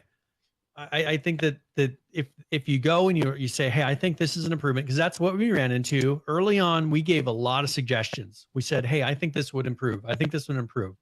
And, once in a while they put things in, but really they didn't listen to a lot of, hey, this would improve the base building system. This would improve the base. They never listened to any of that. And I think it'll be interesting to see if you think that the base building system is bad once it's released, or let's say not just one person, let's say that a bunch of people think that the base building system is bad. Well, let's see if they adjust it. Because I think now you'll have a team that's much more open to the concept of adjusting on the fly and saying, all right, this didn't work. Where we said the base building system sucked years ago with the game now. Yeah, but we said it sucked based off of playing it and knowing that it sucked. But you know what I'm saying? Yeah. But that's what I'm saying though, is they never listened for all that time to the community saying the base building system is bad. People on Reddit made very comprehensive examples of here's a way that you can improve the base building system. And they posted it up there. It looked really good. And they never, they said, oh, that's a cool idea. And it never went anywhere. So, I mean, that's all we can see is the team now more responsive to say, all right, the base building system, and it needs to be specific. Like what is bad about the base building system? And that's where you can say, oh, well, it's super modular, but it has this limitation. Well, then you give them something that says, all right, let's figure out how we can fix that one thing. You can't just say the whole thing does. And again, I may come back and Brian may come back 2 weeks from now having played this, and Jason, you may be spot on. The system may suck. Very well possible. But to be so premature and already go into it saying that it's not going to be a good system, we talk about this situation all the time. People are not interested in things succeeding. Personally, I'm interested in this game succeeding. Hence, we've done a podcast 126 weeks about it. And we talk about the game almost every week. I want the game to succeed, so I'm not going to go into it saying it's going to be bad. Now, I do personally believe that there are some issues going into it. I don't like that there's all of these areas that you're only allowed to build in. I'm not a fan of those restrictions. But they've obviously got this planned out that it's going to work, and they have some master plan that they're working on. It hopefully will work in that system. But who knows? Well, and like he's saying, well, he's bringing up, do they have different plots? Yes, they said that in the video. The thing is, they have separate different sizes of plots, so that you'll have ones that are more desirable than others.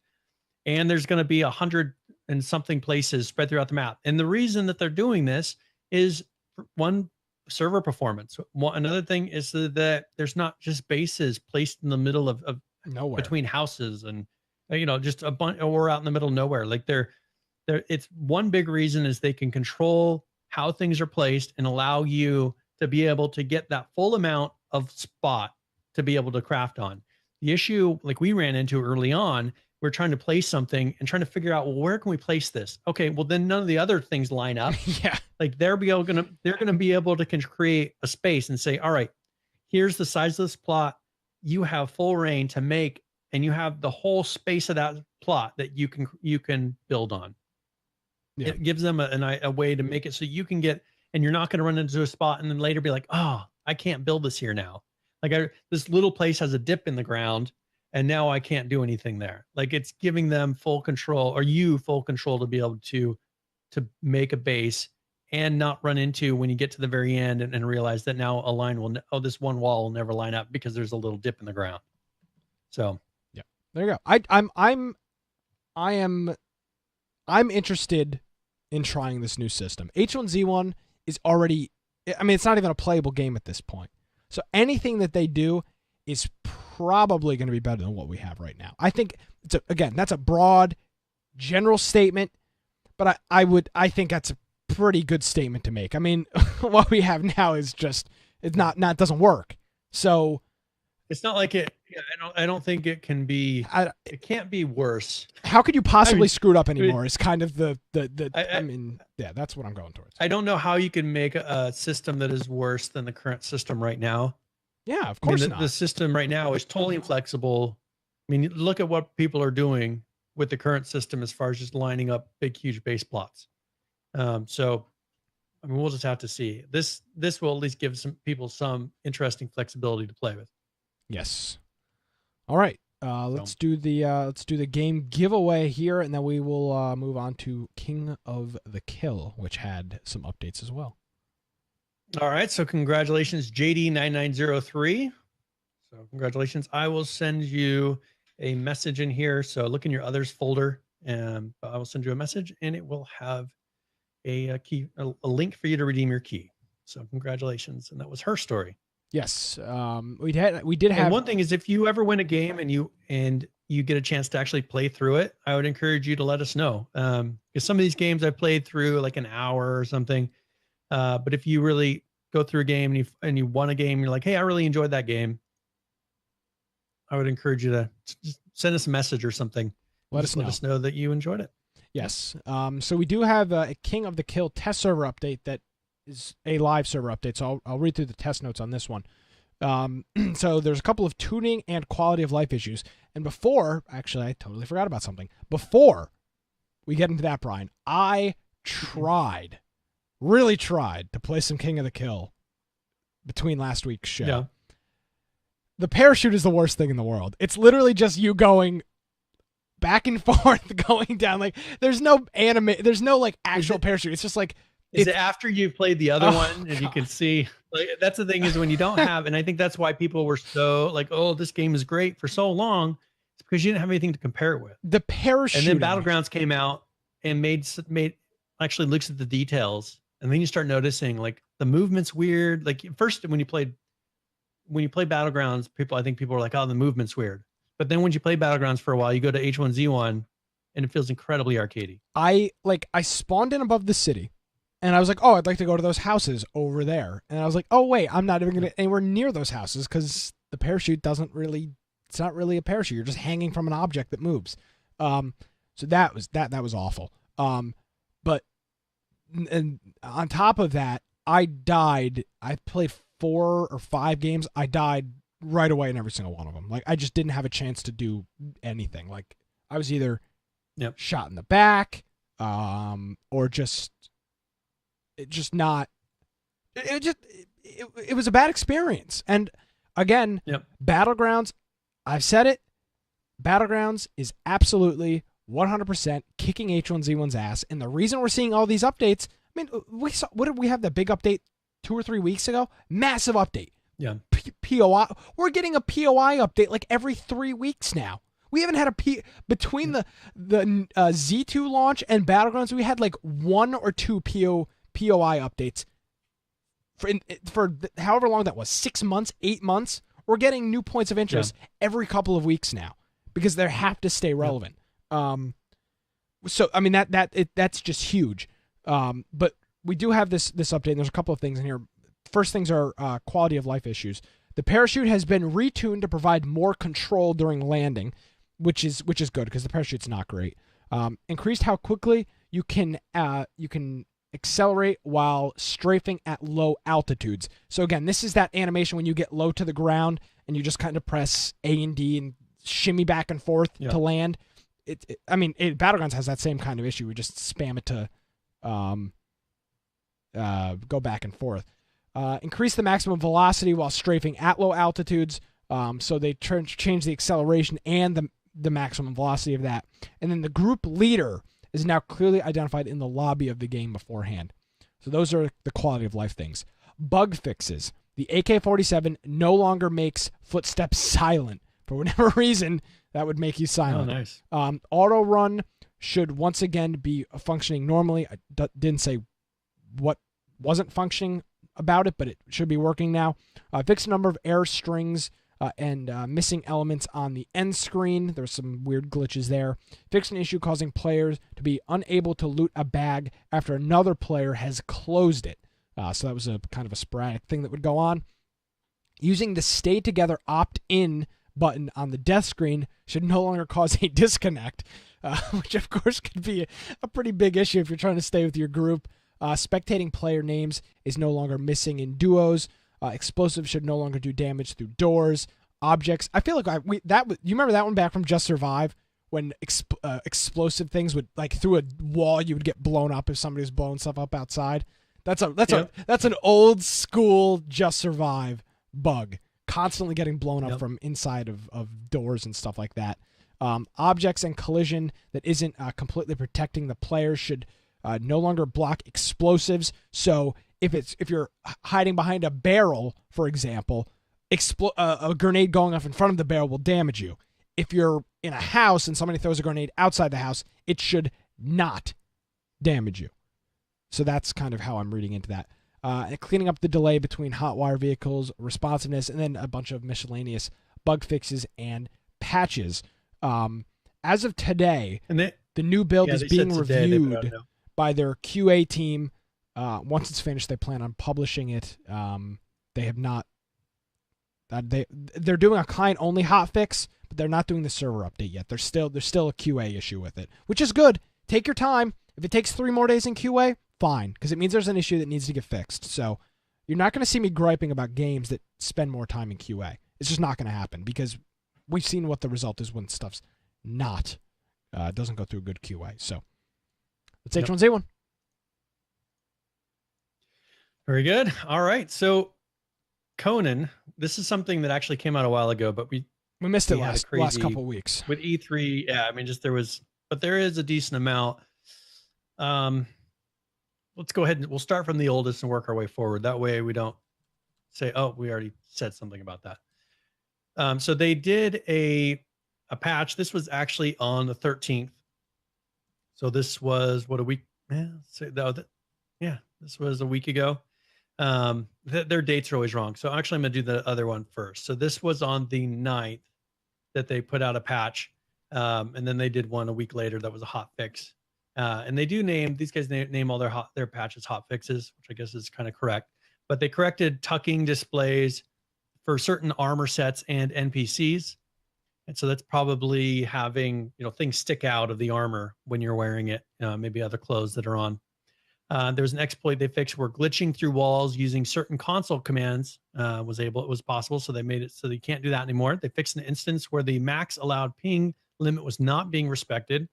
Horizontal elevators can no longer end in claimed land. So I guess people were able to make an elevator that would take them somewhere they're not supposed to be.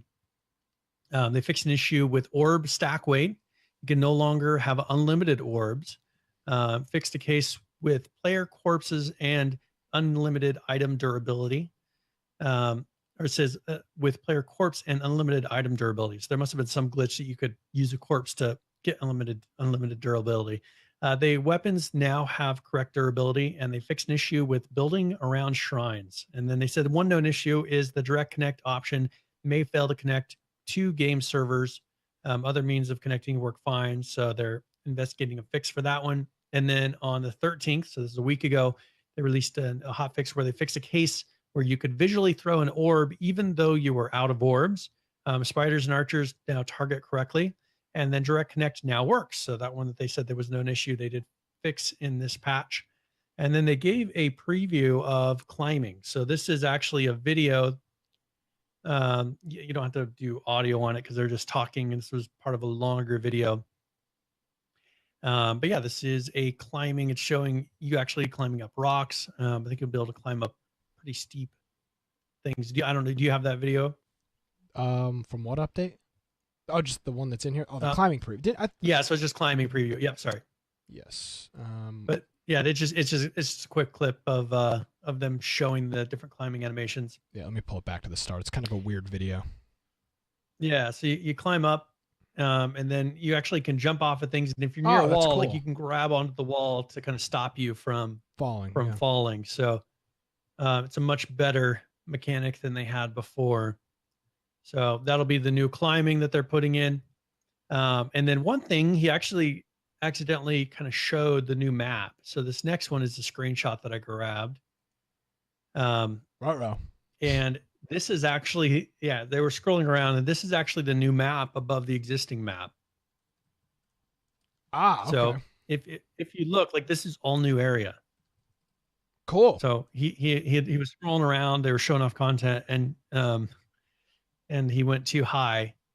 And so this is the new area that they're going to be adding. So that'll be something to look forward. And they actually released a video showing some of that new. This we can actually play audio on if you would like, but this is the official video announcing the new map that they're doing.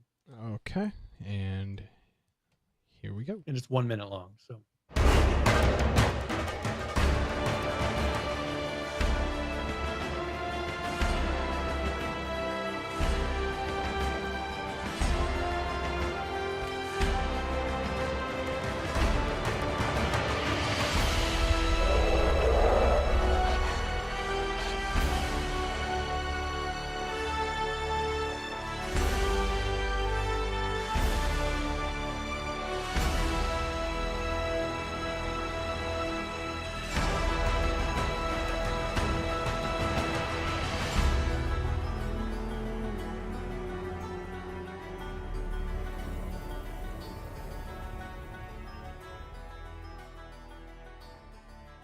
Like I was looking at a Skyrim trailer or something. Yeah. No, I think it definitely, personally, I like the look of that area a little bit more than the desert. I mean, so they're going kind of similar to what Friday the 13th has to deal with. I think these guys aren't quite tying themselves so much to the lore. But this is kind of based on all the lore that's out there with Conan. And so, the desert was from scenes. I mean, if you look at some of the original Conan stuff, there was the desert and everything, but they're expanding to some of the other story. And so they do have a lot that they can do in this. But personally, I like the look, and I think that this is the kind of stuff they need. They need to make a big world with progression. We've been complaining about progression the whole time. Well, that this is a way that you could say, all right, here is the beginner area, and it gets more difficult as you go along. And, you work your way up to that. So you actually have something to do over time. And they're able to control a lot of that with the, if you take a look at the different creatures, they can make them more and more difficult as you get up there, to where a new person trying to run up north will instantly die. They did a good job of doing that with Ark. And to where there's a lot of areas as a new person you can't go, like to the cold area, you'll die. Coming up with ways that you have to be a more advanced player, you can kind of squeeze more time out of the whole progression cycle. So, and that way people will build bases in the beginning area, and then they have to move to the next one, and it creates those time sinks that I'm always talking about. Things to have their character doing, so that it's not day one. All right, I built max that I can do in the first couple days. Now what do I do? Which they've run into. Yeah, I mean, the only way, in my opinion, that Conan thrives, survives, does whatever, is if they bring that lore into it. Because that's, I mean, other than that, it's like an Ark skin. I think they're waiting. That's the thing, is I don't think they want to put it in now, because they don't want it to be so beaten in, like just totally old news. Like I let me think there's a lot of a lore and story let me that they can put in. let me be clear with this. I love the guys over at Funcom. They've been very generous to us, giving us time for stuff and interviews and stuff. All of that aside, this game feels exactly like Ark at the most basic sense of it, without the lore. Yeah. Once that stuff comes in, this game I think can take off. But until then, it's like an Ark mod, and that's just the reality. Well, of it. It's and just that's too the thing, similar. is they don't have enough in there to make people like Friday the 13th. One thing they did do is they put in all, and we mentioned this before, they put in all those little details that the people that are really into Friday the 13th notice. The way the sweater is, the way all this stuff is in there. And the people that really enjoy that game or the films, they look and they say, oh, and they're reliving those moments. Those moments, for the most part, from what I've seen of what I know of Conan, are not in the game. So you take a look, I just don't see those things to where it's like, oh, this is from the film, or this is from the film, or there's something happening. But I think that all that is so very possible with this franchise of having a story. And this is where I think that having quests or something that kind of moves you along and tells a story, that you're still doing all the survival stuff, but there's something telling a story along the way. I think that that's where this game is going personally. And then I think it'll be definitely a game that's like, oh, that's a lot of fun to play. Yeah. At least playing through the story and learning about the world, because a lot of people don't know that have got this game, don't even know about the world of lore. But the thing is, with Friday the 13th, I play it and I don't feel like I've learned anything about Friday the 13th. I mean, do you? I mean, I just see things. I'm like, oh, why'd they do that? No, and I think I said this earlier. They're not telling the story. No, and again, we've said this a couple of weeks now. This game is meant for the enthusiasts of the series, not for the person that wants to get into the series. So it doesn't make sense. Conan again is trying to tell a story with this. I think with Conan, they could bring people in even through. This is just a different way of getting into that world. I think they could tell some story about the world of Conan easily in this kind of a game. Yeah. Yeah. Oh, absolutely. So, we'll see. So now, Unturned, they did have an update, and this is something that when he was on the show, he was talking about, a new map and everything they're working on. So, this is the community team which created Hawaii has been hard at work on an expansion to the map with tons of new content and locations to discover. So this is the one that last time we played as a group. This is the map we played on. Yes. Is now available to play and includes 30 plus new quests. So they put quests into this. Heyo. To kind of move you around the map. So they added the Hawaii expansion. They added 7 new cosmetic skins to the Hawaii mystery box. They've added gameplay configurations for minimum, maximum drops from normal, mega, and boss zombies. So you can actually affect that on your server that you're running. They added a mission multiplier to effects volumes, which is more of a technical engine term. They added ability to delete groups. Leaving requires a new owner or only one member, whereas deleting kicks all group members. So this is for making groups inside of the game. Tweaked all sight aiming distances to be more consistently further back. Tweaked tutorial messages to be slightly more clear. And then they had a couple fixes. They fixed building interior LOD on maps using newer object system. And then they fixed unable to scale water volumes, and they fixed loading water volumes with surfaces disabled. And one reason that's really important is because this map has a lot of water. I mean, it's Hawaii, so it's an island. It's surrounded by water, so they're dealing with a lot of water things. So they fixing some things with that. And it says map progress. This week, I finished detailing all but one of the locations on the new map, and I'm aiming to finish that and the spawns next week. So I would expect to see that new map being released in the next couple of weeks, maybe 3 weeks. So cool. That'll be fun to see. So that is for the people that are playing Unturned. A lot of fixes, and it'd be interesting to see where he goes, because they're kind of doing things with a lot of different geographical locations. It'd be interesting to see where they go with that. Like if they ever kind of bring more of them together and make a big map, because this is the kind of game that could handle having a really giant map. So there you go. All right. So what do we got? I'm getting audio skip. So I wonder what it is. I'm not. Yeah, I don't know what it is either. Skip on my side. And then as far as the H2O, I don't know how much you want to go into that, but this is 10.2. Yeah, I'll take these. You want me to refresh my window in here just in case? Yeah. Why don't you go ahead and do that while I read these notes? That'd be great, We'll just Brian. see if that makes a difference. Yeah.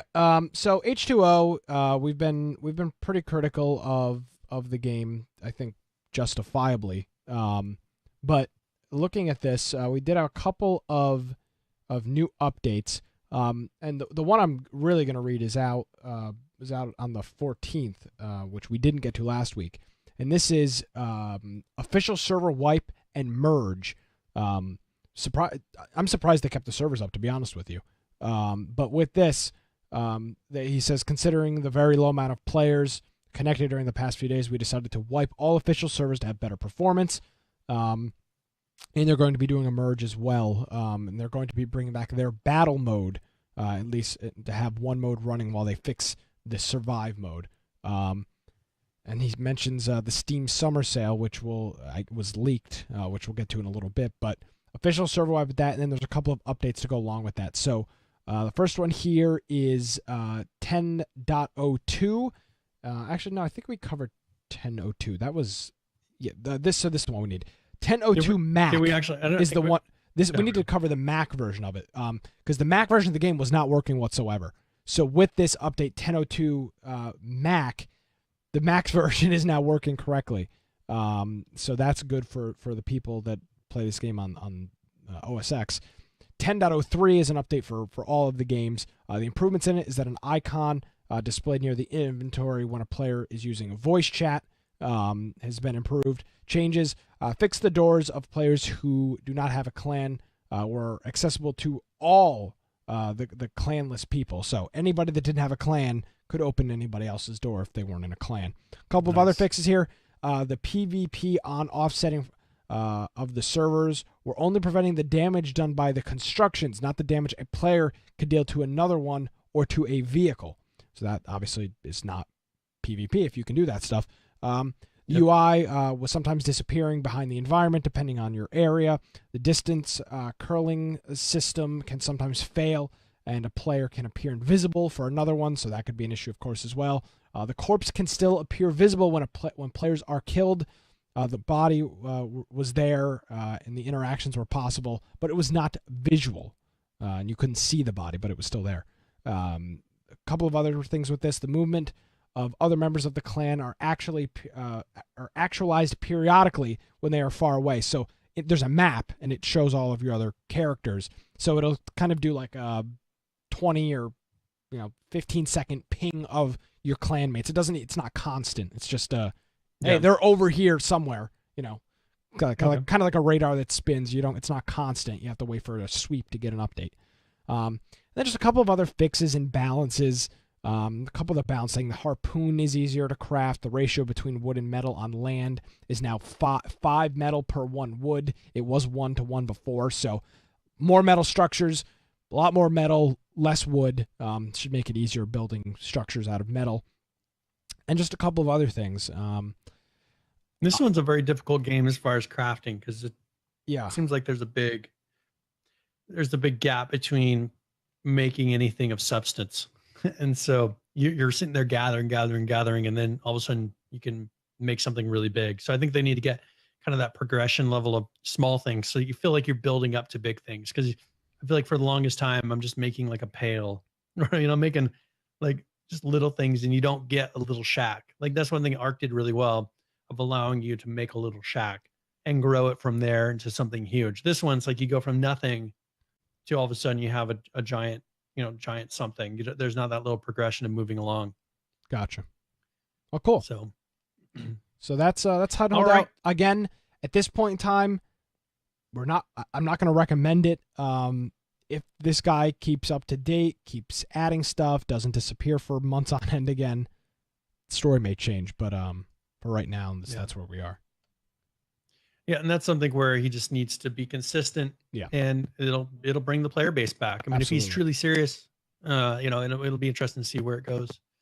So, for the Forest put out a patch, and this is a fairly big one. And we didn't get to it last time that I remember, so I brought it up. Okay. But they just did a lot of fixes. If you look, it's probably about 7 pages of fixes they did. Of course. So I'll pull out a couple of them. One thing they did is they pass on cave 1 holes and item placement. So they're trying to get that final pass of the caves for that, at least for that one cave. When you go through it, all the items are there. And all of the whatever you're going to be doing in there is ready to go, so they can consider that done. They've been fixing, just doing a lot of fixes of like with the menu system and the UI, how things are crafted. And so I'm not going to go through all the fixes, but they have been improving like collision meshes with items, just trying to make it so that there's not those weird little glitches as you're playing. And this one has a really unique building system to where you can say, we're going to build something here. And then everyone in your group goes out and gathers logs and places them and is able to, and you see the building kind of grow, and form as everybody keeps bringing things in. So that's a pretty cool thing that they've done. It says on Cave 4, they've done the pass as well. So Cave 1, Cave 4, they've gone through and kind of at the stages of finishing those up. They've been fixing some things with multiplayer, like trapped fish are now synced correctly between players. So it'd be that if one person would see a fish is trapped there, the other wouldn't. Fixed a number of audio issues that were happening. And also they said they've added a new audio system for inside of structures. So now audio will sound different inside a closed structure than when you're outside. It's going to give you a little more of that immersion, have a more realistic feel. And then they've been doing performance fixes. This is one that this game really needs performance improvements, because if they could get it to where this game handles 20 plus people, and made it easier to have those permanent servers, the dedicated servers for it, this would be a really fun game. We've played a little bit, but we've not really gotten into it because it's just, there's not that multiplayer game like we need type of a feel for it. It just crashes. But it is a very, very fun game. And so we'll have the link to this in the show notes. You can check it out, but it's got to be 6 or so pages of fixes that they've done. Just lots of little things. So they are continue to work on this game. But they're saying they're doing a lot of polish for this. And I know that they're really working on story and lore for this game. And they've kind of extended the vision of what they were originally announced with this game. There's now a lot that they're adding to kind of tie up the whole story in the end. So there you go. Yeah.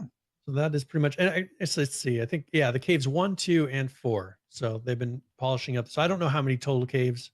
I don't remember. I only saw like 3 caves. I died in one of the caves, but I know that for a fact. Yeah, I remember like we ended, you died and that was like the end. I was very sick. I remember that too. Yeah, you were sick that day. I was pretty sick when we were playing. I had enough of this game's BS, and I was sick. Yeah, I died. You're like, I'm going. Yeah, we died, man. We've gone a long ways in that cave. Yeah, too. hell, we went all the way. I died right at the exit. We went all the way through the cave. Yep. All right. So, as far as for Rust, there's a video. I don't know if you have that to where it'd be easy to play it. Of course, Brian. Just want to make sure. Brian. Just making sure. What kind of a big I added deal? the video link in there late, so I just wanted. You didn't even have it in the notes. I had to put Rust in. I didn't have the video. Yeah. You didn't have anything. Yeah, I know. In there. I'm just. I was thinking about it. It's like I didn't put Rust in. And I saw that you added the blog in there. So I mean, I do all the show prep, so it's fine. It's don't worry. Okay. For people that don't know, Brian does most of the show prep, collecting the links, and I do the post show and show production live. I think it's a pretty good combo. Works out pretty well. Yeah, I think it works out great. So this is actually pretty cool, and I watched like half of this video already. This is Devblog. We haven't done one of these in probably 3 weeks because we've just been. So I want to make sure that we got we got to it. But this is 164, and what's the title? Do you have the title of the video open? I can't see the title, but it's something like yes. Hold on, it's called Scientist NPC Escaping Concept Limbo. Concept Limbo, which is always my favorite thing to talk about. So we got Shadowfrax's Rust update. We'll be back after that. We have a couple more stories after this.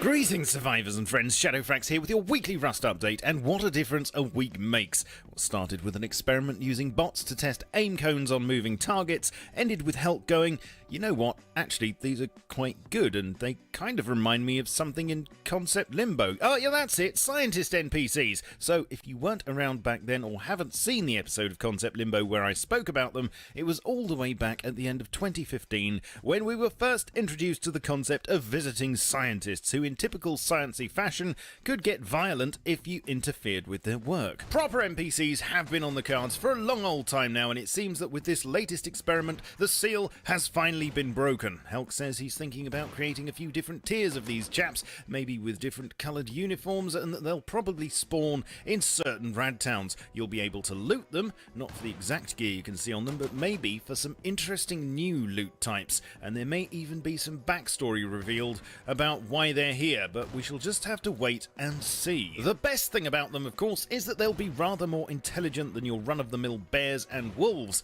currently knowing how to chase, flank and take cover, and so maybe, just maybe, they'll give players something interesting to kill rather than each other, but that might be wishful thinking. You'll notice that they're wearing rad suits, and actually this is not just a test. The rad suit model we have now was indeed originally made with these chaps in mind, and to cut a long story short, we're apparently going to need yet another new makeshift looking player rad suit to differentiate ourselves, because the perfectly acceptable idea of frog boots returning has sadly been quashed. So, ducks, maybe? What do you think to this development? I want to know, so please leave me one of your best comments down below. Something else this week that was only mildly less exciting to talk about was a couple of important quality of life adjustments that the community have literally been foaming at the hotbar to get for weeks, nay months. You know how annoying it was to have seeds cluttering up your hotbar instead of the billions of other useful items that could be put there? Well, they still will, unless you already have seeds in your inventory, in which case any new ones you pick up will go there first, if that makes sense. This does mean that you'll have to move some to your inventory to begin with, but it's definitely a step in the right direction and helps keep those 6 vital slots free, especially as there's not mushroom down there. Talking of which, finally, yes, finally, mushrooms and indeed other consumables will go straight to your hotbar when picked up instead of your inventory. Who flippin' Ray? Of course, I should just say that like seeds, if you already have mushrooms or other food in your inventory, they'll want to go there instead. So just bear that in mind. Now all we need is for right-clicking on tools and weapons in the inventory to send them to the hotbar, and to be able to press and hold E on mushrooms, etc. to eat them straight off the ground without having to pick them up first. But one thing at a time, eh? Most of the other changes this week were to graphics and sound, so let's have a butcher's at those. Foliage will be receiving randomized tinting, scaling and distance fade out to bring it in line with the rest of the grass and trees. New foliage placement rules should help to make everything look even more organic and convincing, and using instancing instead of batching to render all this stuff is being explored, and so could free up a chunk of CPU load and memory. Something that's a performance hog, especially for players with medieval internet connections, is the game having to load in skins for items from the store. This could be a problem when suddenly encountering a pimped up player, for instance. Not exactly what you want. In the short term, a new system has been introduced which downloads and processes all visible skins in the loading screen when spawning or even respawning. This should keep performance hits from this process away from the actual gameplay, but there is an option to skip it if you prefer, and if you have any issues, you can disable it altogether with Skin Warmup 0 in the console. In the meantime, a new custom way of handling skin textures is being sought, which should help eliminate this lag, and although it may take a while, hopefully we will see some significant improvements. Decals are pretty much optimized as far as they can be at the moment. Animals were incorrectly spawning way too many footprints, but this has now been fixed. Foliage displacement should perform a lot better now too, after instancing support was added to it this week, and work on a new optimization to reduce the amount of textures used was started, and thus should free up more bandwidth, system and VRAM usage when finished. Improvements should be most noticeable on potatoes, but will help out all hardware configurations. Not sure when this will go live, but stay tuned and I shall keep you informed. There's a new option in the graphics settings menu, Contact Shadows. It's off as default because it's not optimized yet, but turning it on will add more realistic local shading to pretty much everything. You'll probably notice it most on player models, especially view models, but the insides of bases also benefit with less light leaking in where it shouldn't. This isn't free, of course, and does have a performance impact, so isn't recommended if you usually have to run Rust in Roblox mode, but as time rolls on, you should expect hardware requirements to decrease. In sounds, impacts from picks were made a little deeper and beefier, and barefoot footsteps are a wee bit cleaner and more natural sounding too. There's also a new noise for the Dropbox and Mailbox, and some volume tweaks here and there. In works in progress, Happis is still being worked on hard.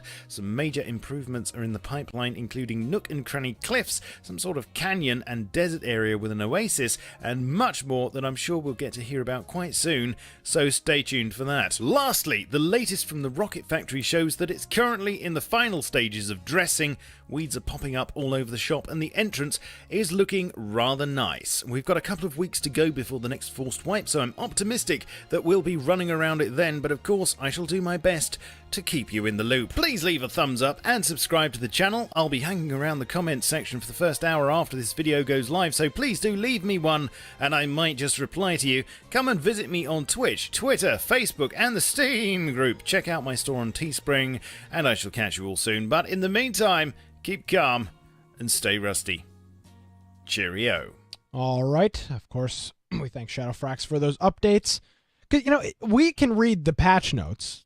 Like he does. He reads the patch notes, but it doesn't mean anything to us. Because I can read, there is new scientist in game. Half-Life 3 confirmed. Like, it just doesn't mean anything. Like, there's no, I like the visuals.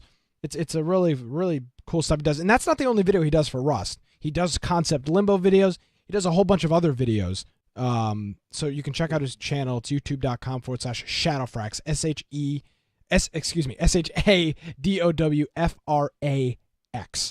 So there you go. Check it out.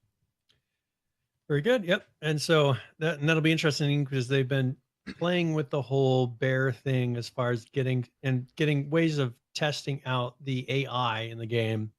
And so this is the first time that they've brought in anything that's kind of resembling a human AI. So it'll be fun to see how realistic that is, because I know they've been testing that. Remember, they had this kind of like blobby things that were following everyone around. Yes.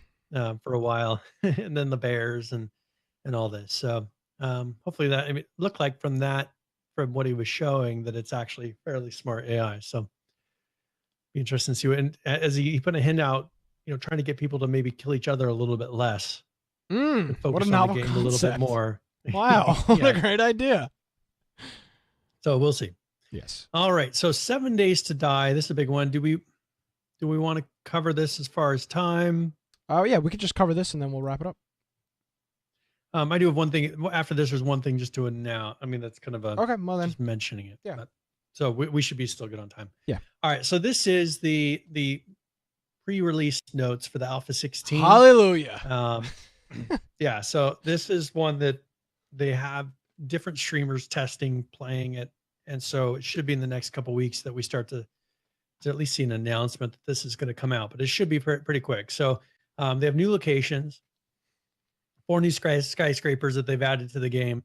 And they said we're calling these mega locations vertical dungeons because they play like a traditional game with a lot of thought put into the path, the enemy spawning, surprises, and even secrets. So that'll be interesting to see.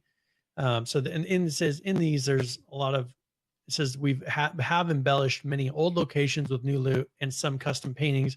Too many to mention. We've also unlocked a new city in the southeast, and this is on the pre-built map because they have the random generation, and then they have the pre-built. They call Departure, and it's the largest city so far. We have added over 30 new locations to the game, including, and that's where there's the 4 new skyscrapers. And that would probably be in random generation. 3 fast food restaurants, so they've added one of those to the pre-built map. 3 of them all 3 in random generation, 6 new modern houses, a daycare, private school, laundromat, hair salon, 2 fire stations, 2 post offices, 2 courthouses, 2 old business strips, 4 new trailer lots, pawn shop, and a hospital and football stadium.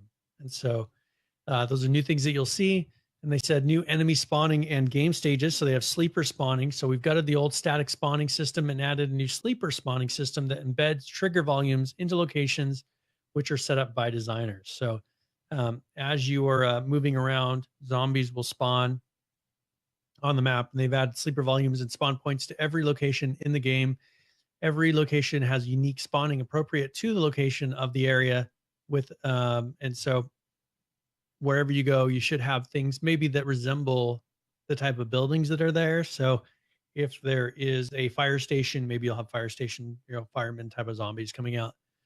They have screamer hordes. As far as game staging improvements, they've added feral and radiated zombies to the upper game stages to increase their longer game challenges. So they have more difficult zombies that are going to come later. So not everything is starting out at the beginning. 7-day horde stages uses a larger pool of zombie types. So 15 at game stage, 435 plus. Zombies killed by player death will be added back to the pool. We've added a new menu and server config option to the set number of zombies per player on Blood Moon hordes. So it defaults to 8, but you can set to 4, 8, 12, 16, 32, or 64. So this is the number. So let's say you have 7 people logged in at once. That would be 64 zombies per 7 players that attack you during the Blood Moon. It's a lot. So you have the option to make those a lot more difficult. They've added electricity. So they have a completely functional electrical system with wiring tools, power sources, lights, switches, triggers, traps, and more. Random gen beta versions. So they greatly improved the random generation with many improvements. Like the new random generated distant point of views, POIs, points of interest that they've added that we've kind of talked about a while ago. So they have 30 new locations for that. And they've added a hub generation, which we've talked about before, making it so that when you're going along a road and there's a crossroad, like all that makes more sense and looks better. Terrain generation has been improved. Biome generation has been improved. Highways look better. The gravel paths has a better path finding system, and they should be a lot better. And then the world previewer has been improved. Let's see. And then they have new enemies. So they added a businessman zombie, disturbed tourist zombie. They've added new feral zombies. They added irradiated zombies.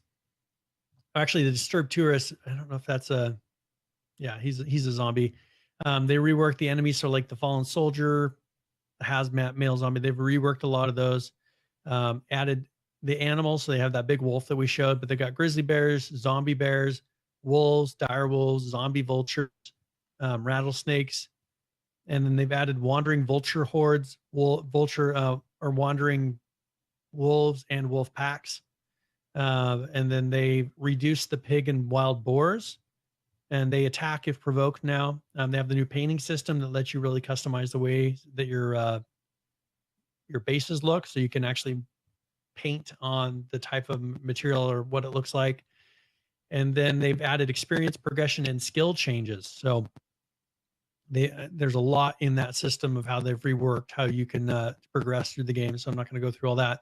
They've had a full gamepad and controller support, new recipes. They've added new items, new creative block shapes for building and things like that.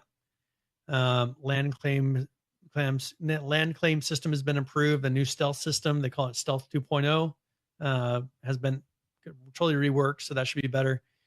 New weapons and weapon improvements. The mini bike has been improved, and then they add, it's just probably about 2-3 pages of things they've added beyond that, and then a ton of pages of fixes and changes. So I'm not even going to try to go through the list because it's probably about 15-20 plus pages of fixes that they've done.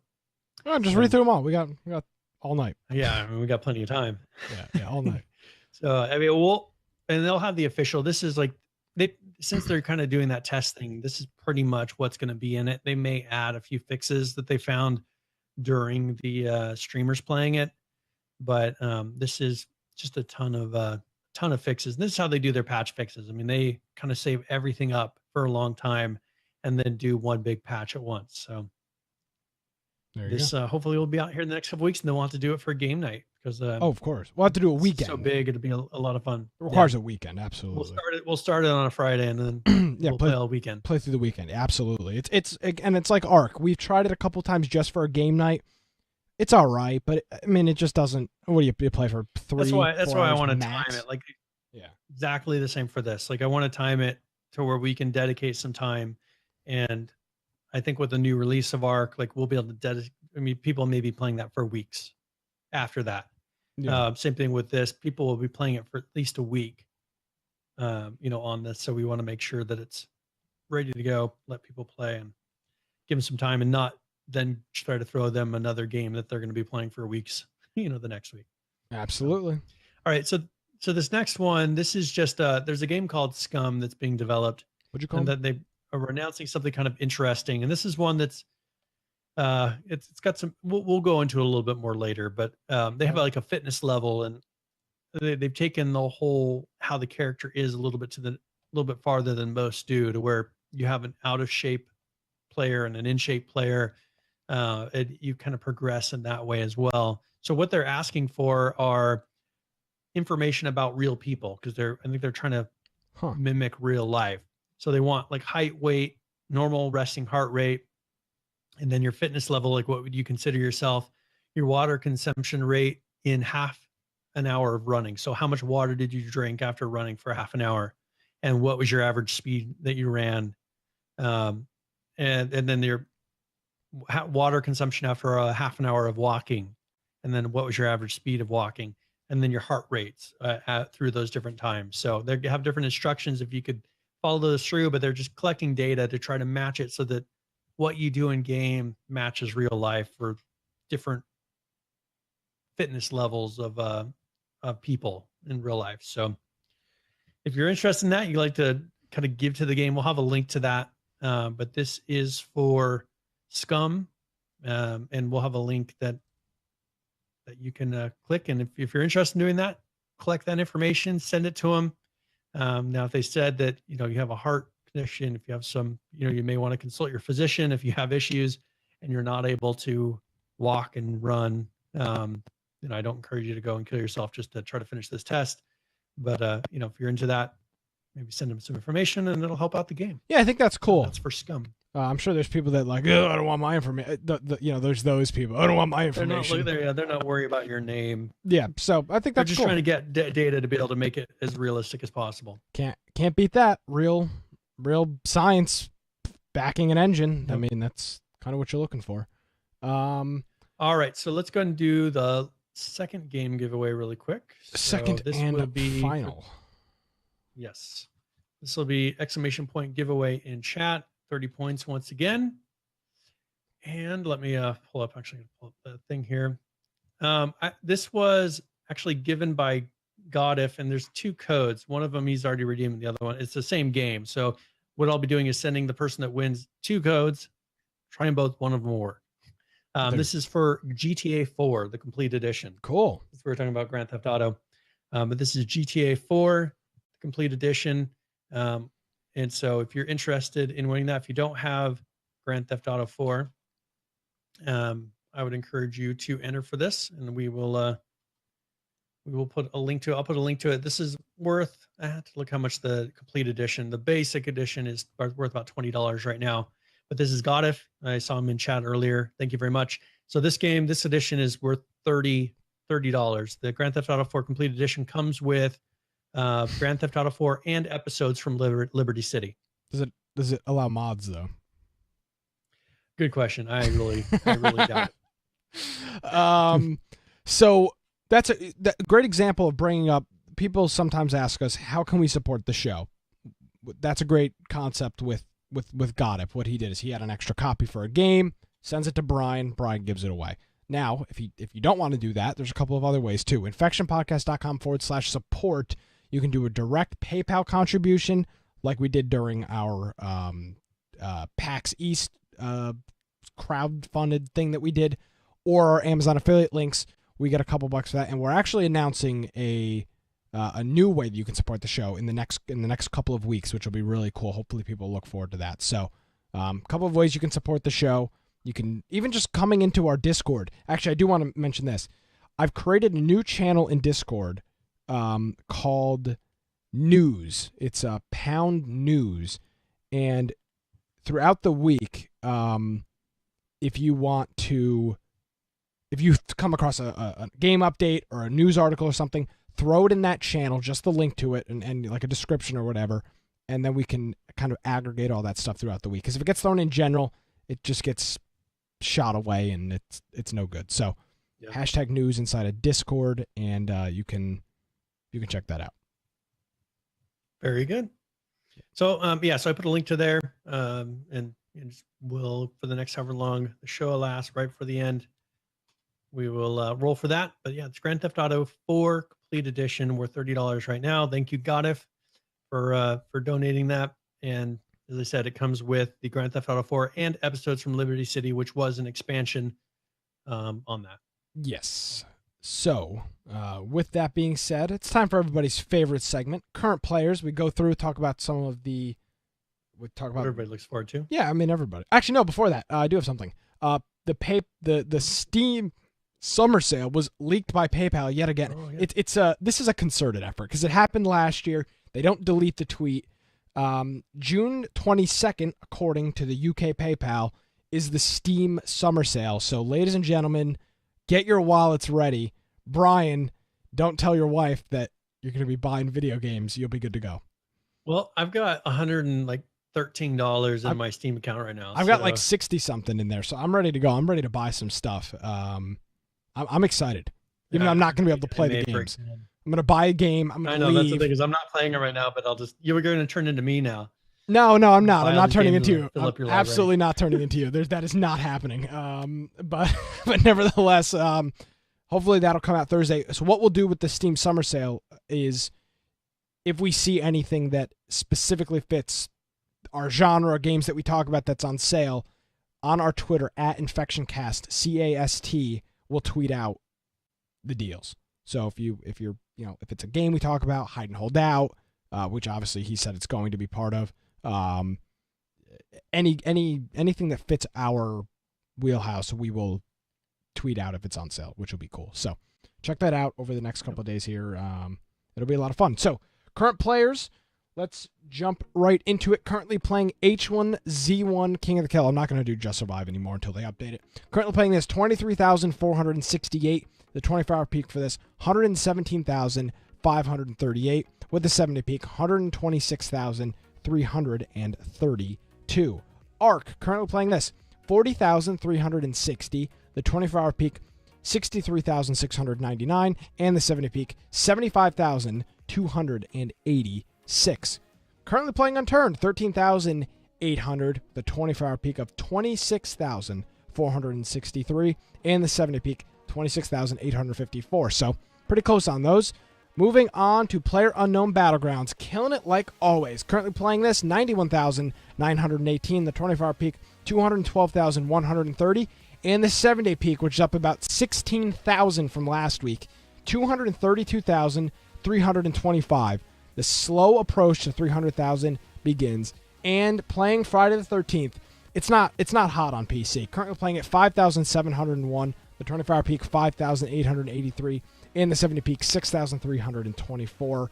A good indication I use for these current players, Brian, is how much higher is the 7-day than the 24-hour peak. And in Friday the 13th's case, I'm sorry, Firebomb, I have to talk about it. I know it's not. I know you don't like it. I'm sorry. The 7-day peak, Brian, was reached last Tuesday, which is not a good sign. Yeah. Because Saturday and Sunday had the exact same amount of players. Then that Thursday of last week had more players than Saturday and Sunday. So that's not good. I mean, Battlegrounds, every week, they're hitting their peak on Sunday. It's probably early Sunday morning for all the time zones combined in, but they're hitting their peak every Sunday. and Battleground and Yep. and Friday the 13th is just it's not. I mean, the 7-day peak next week will probably be below 6,000. Actually, no, it won't be. And That's not true. There's my double thing XP is- weekend. It's going to be high next week, so that's not going to be accurate, but we'll see. My thing with them is how would they possibly draw in more players? Because they're Free not going stuff. to get new players because of skins. Yeah, but they're not going to get new players because of skins. Yeah, I That's not disagree. what- I disagree what with you. draws. I disagree with you. People are think- Brian. We're You not. think people come in for counselor People skins? love this stuff, Brian. People love free But I'm stuff. talking about players, someone who doesn't play the game. People love You know free what I'm saying? stuff. Like someone. People love free stuff. I Come don't- on. I wouldn't buy a game because I got a free skin, especially not a $40 game. Wait, are you Like, saying buy it or play it again? I'm saying buy it. I'm talking Oh. about getting new people to buy the game. They're gonna have to really discount the price. They may get people to come back and load in, especially if they're saying, "All right, you need to log in to get this crate unlocked," or whatever it is. Like they may be able to get the existing player base to play that way. But I just don't see with this game, since there's not anything hinting at future new game modes or any of that. Like, how are they going to bring in new players? Yeah, I don't see it. I'm not sure. All right. So do we want to go ahead and do tip of the week? Sure, you got Is there something anything else? else we need to cover before that? No, I think we're all good. Yes. So tip of the week is where I go through and either I will discuss a specific game or maybe a gaming tip in general. This week, in honor of Firebomb, I am doing Friday the 13th. Oh, so boy. this is tip of the week.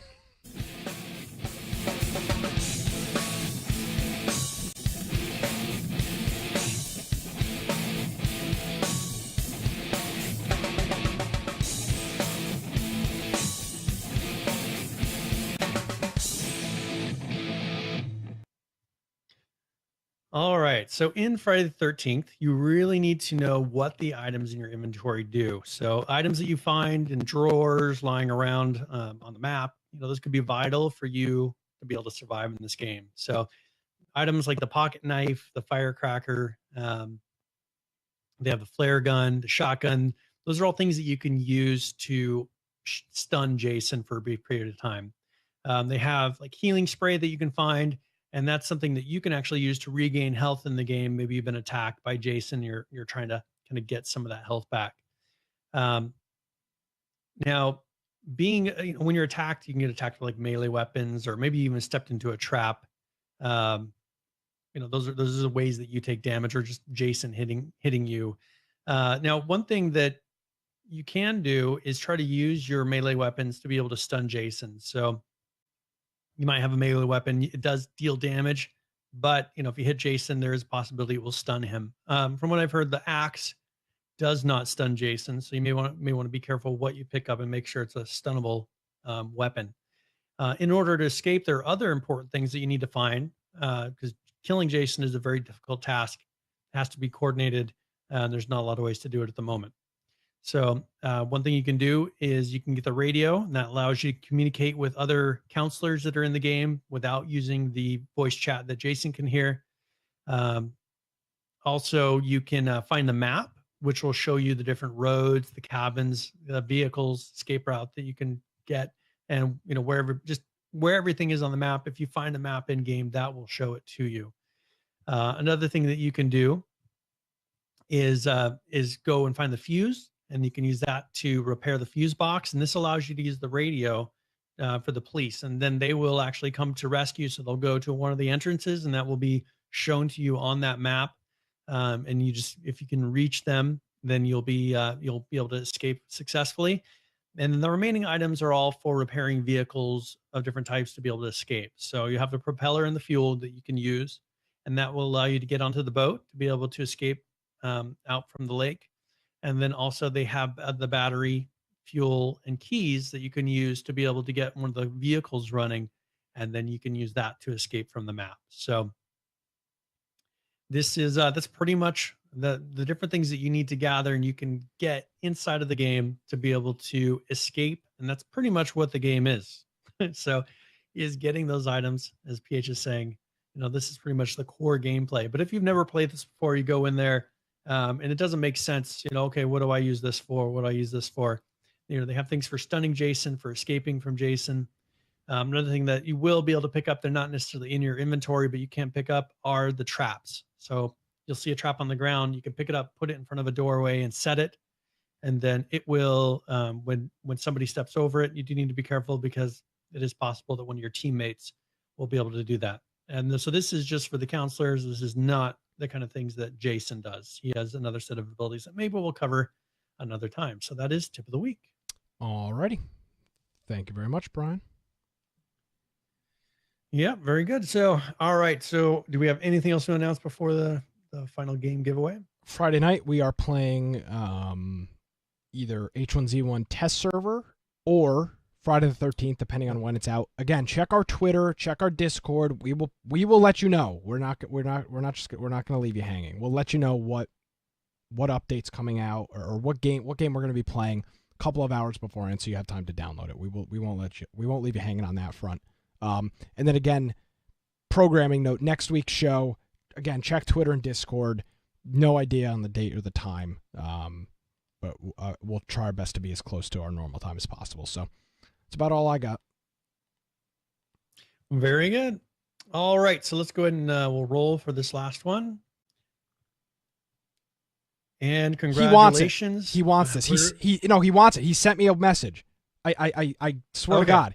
Usually we get away. So this is Nissan Communications. He said, so he's a really good friend this of ours. is a private message I got. Are you giving away GTA? If so, and I win, I do want it in all caps. And I said, yeah. I said, yes. If you win, you'll get it. You asked him, are you being serious? He's not yes, I'm being serious. He actually wanted it. He actually wants. He doesn't have a computer. I don't think his computer's going to run it, but he can try. No, this is not right. This game is from 2000. If his game does not run this, or his computer does not run this is finally a game that he can run. Oh, Jesus. I'll send it to you on Skype since we're friends on Skype. I'll send you the code for that. And thank you, GodIf, for He doesn't even have a that. Steam account. He's not going to even be able to redeem this. He will now. Yeah. Amnon, we love you. Well, I'll get you set up on Steam, and we'll be good to go. We'll get you a Steam account. We'll get you rocking and rolling. It's gonna be great. Yeah. So he's got a really old one. So, but this game is over 7 years. Is 7 years old now. So it's probably prime from when his computer was. So we'll get it. Congratulations, Nissan. So this is the first time that Nissan's won because he always enters for fun. This is the first time we actually are giving him the game. So we'll thank you. All right. So if you want to find me at Boise Computer on Twitter. And if you're looking to find my blog, biteoftech.com, of course, go make sure you follow us on Twitter, follow us on our Steam group, join our Discord. And since we don't know, we may have a change of plans as far as time, maybe do a little bit earlier or something next week. Make sure that you are following us on Twitter to get that notification. We'll also notify inside of Discord. So if you are not a part of our Discord, I encourage you to do that. I did notice we did get some reviews and things across different places last week. So thank you very much for the people. Yeah. So for the people that left reviews or, give us a rating. And so if you haven't done that, I would encourage you, maybe you heard us last week. You're like, oh, I should do that. And you forgot to do it. I would encourage you to go and just whatever it's iTunes, whatever you're on, just leave a little review. Hopefully it's positive, but we're not going to tell you how to vote. And, yes, we will. Absolutely. We'll tell you how to vote. Nick will say you better vote something nice. And so, and then on Friday, make sure you join us, have both games loaded up on your computer and ready to go. If the download doesn't come in time for Just Survive, we will be doing Friday the 13th. And it is a double XP weekend. So make sure if you, there are new things that came out as well. So you can go spend those points, check out those new skins. But also get your double XP, get some time into that this weekend. So I think that is all the things I can think of. Yes. Reading, we actually did get a review on iTunes last week. Really informative. They say honest opinions on games and updates. Good podcast for on the go. There you go. Can't argue with that. That's a review on iTunes. So. Yeah, very good. So yeah, it's something, you don't have to repeat what they said, but whatever you think about our podcast, feel free to say it. Yeah, there you go. So that's cool stuff. I think we're ready to go. Wrap it up. Cool. Very good. Well, I've done all my stuff. So You already it's up to you. you already plugged yourself and everything? I've done everything. Oh, okay. I've done everything. You see, you're starting to screw me up with this. You plug yourself and then you say other stuff after it, and I'm not expecting it. So, yes, make sure you check out Brian's. Time to think about what you're going to say during the show for that. Well, I normally I got to get my whole setup going. You're really throwing me off here, Brian. I'm giving you time. You're That's why I give a little bit downloading more. things during the show, and that was a paid review. PHS, of course. I'm paying for the highest quality, iTunes reviews. So again, check our social media for next week's show. I'm not going to make any promises one way or the other. Follow us on Twitter at InfectionCast. Join our Steam group. You get a notification literally once a week when the show is live. That's it. So you can do that. And then that news channel in Discord, I really want to pump that because people post stuff in there all hours of the day, all times of the week, and it gets lost by the time Brian and I get up in the morning or whatever. So check all of that stuff out. You can follow me on Twitter at Nicholas M. Craig, and of course check out our website, infectionpodcast.com. That's going to do it for another episode. We'll see you next week. Have a good one, everyone.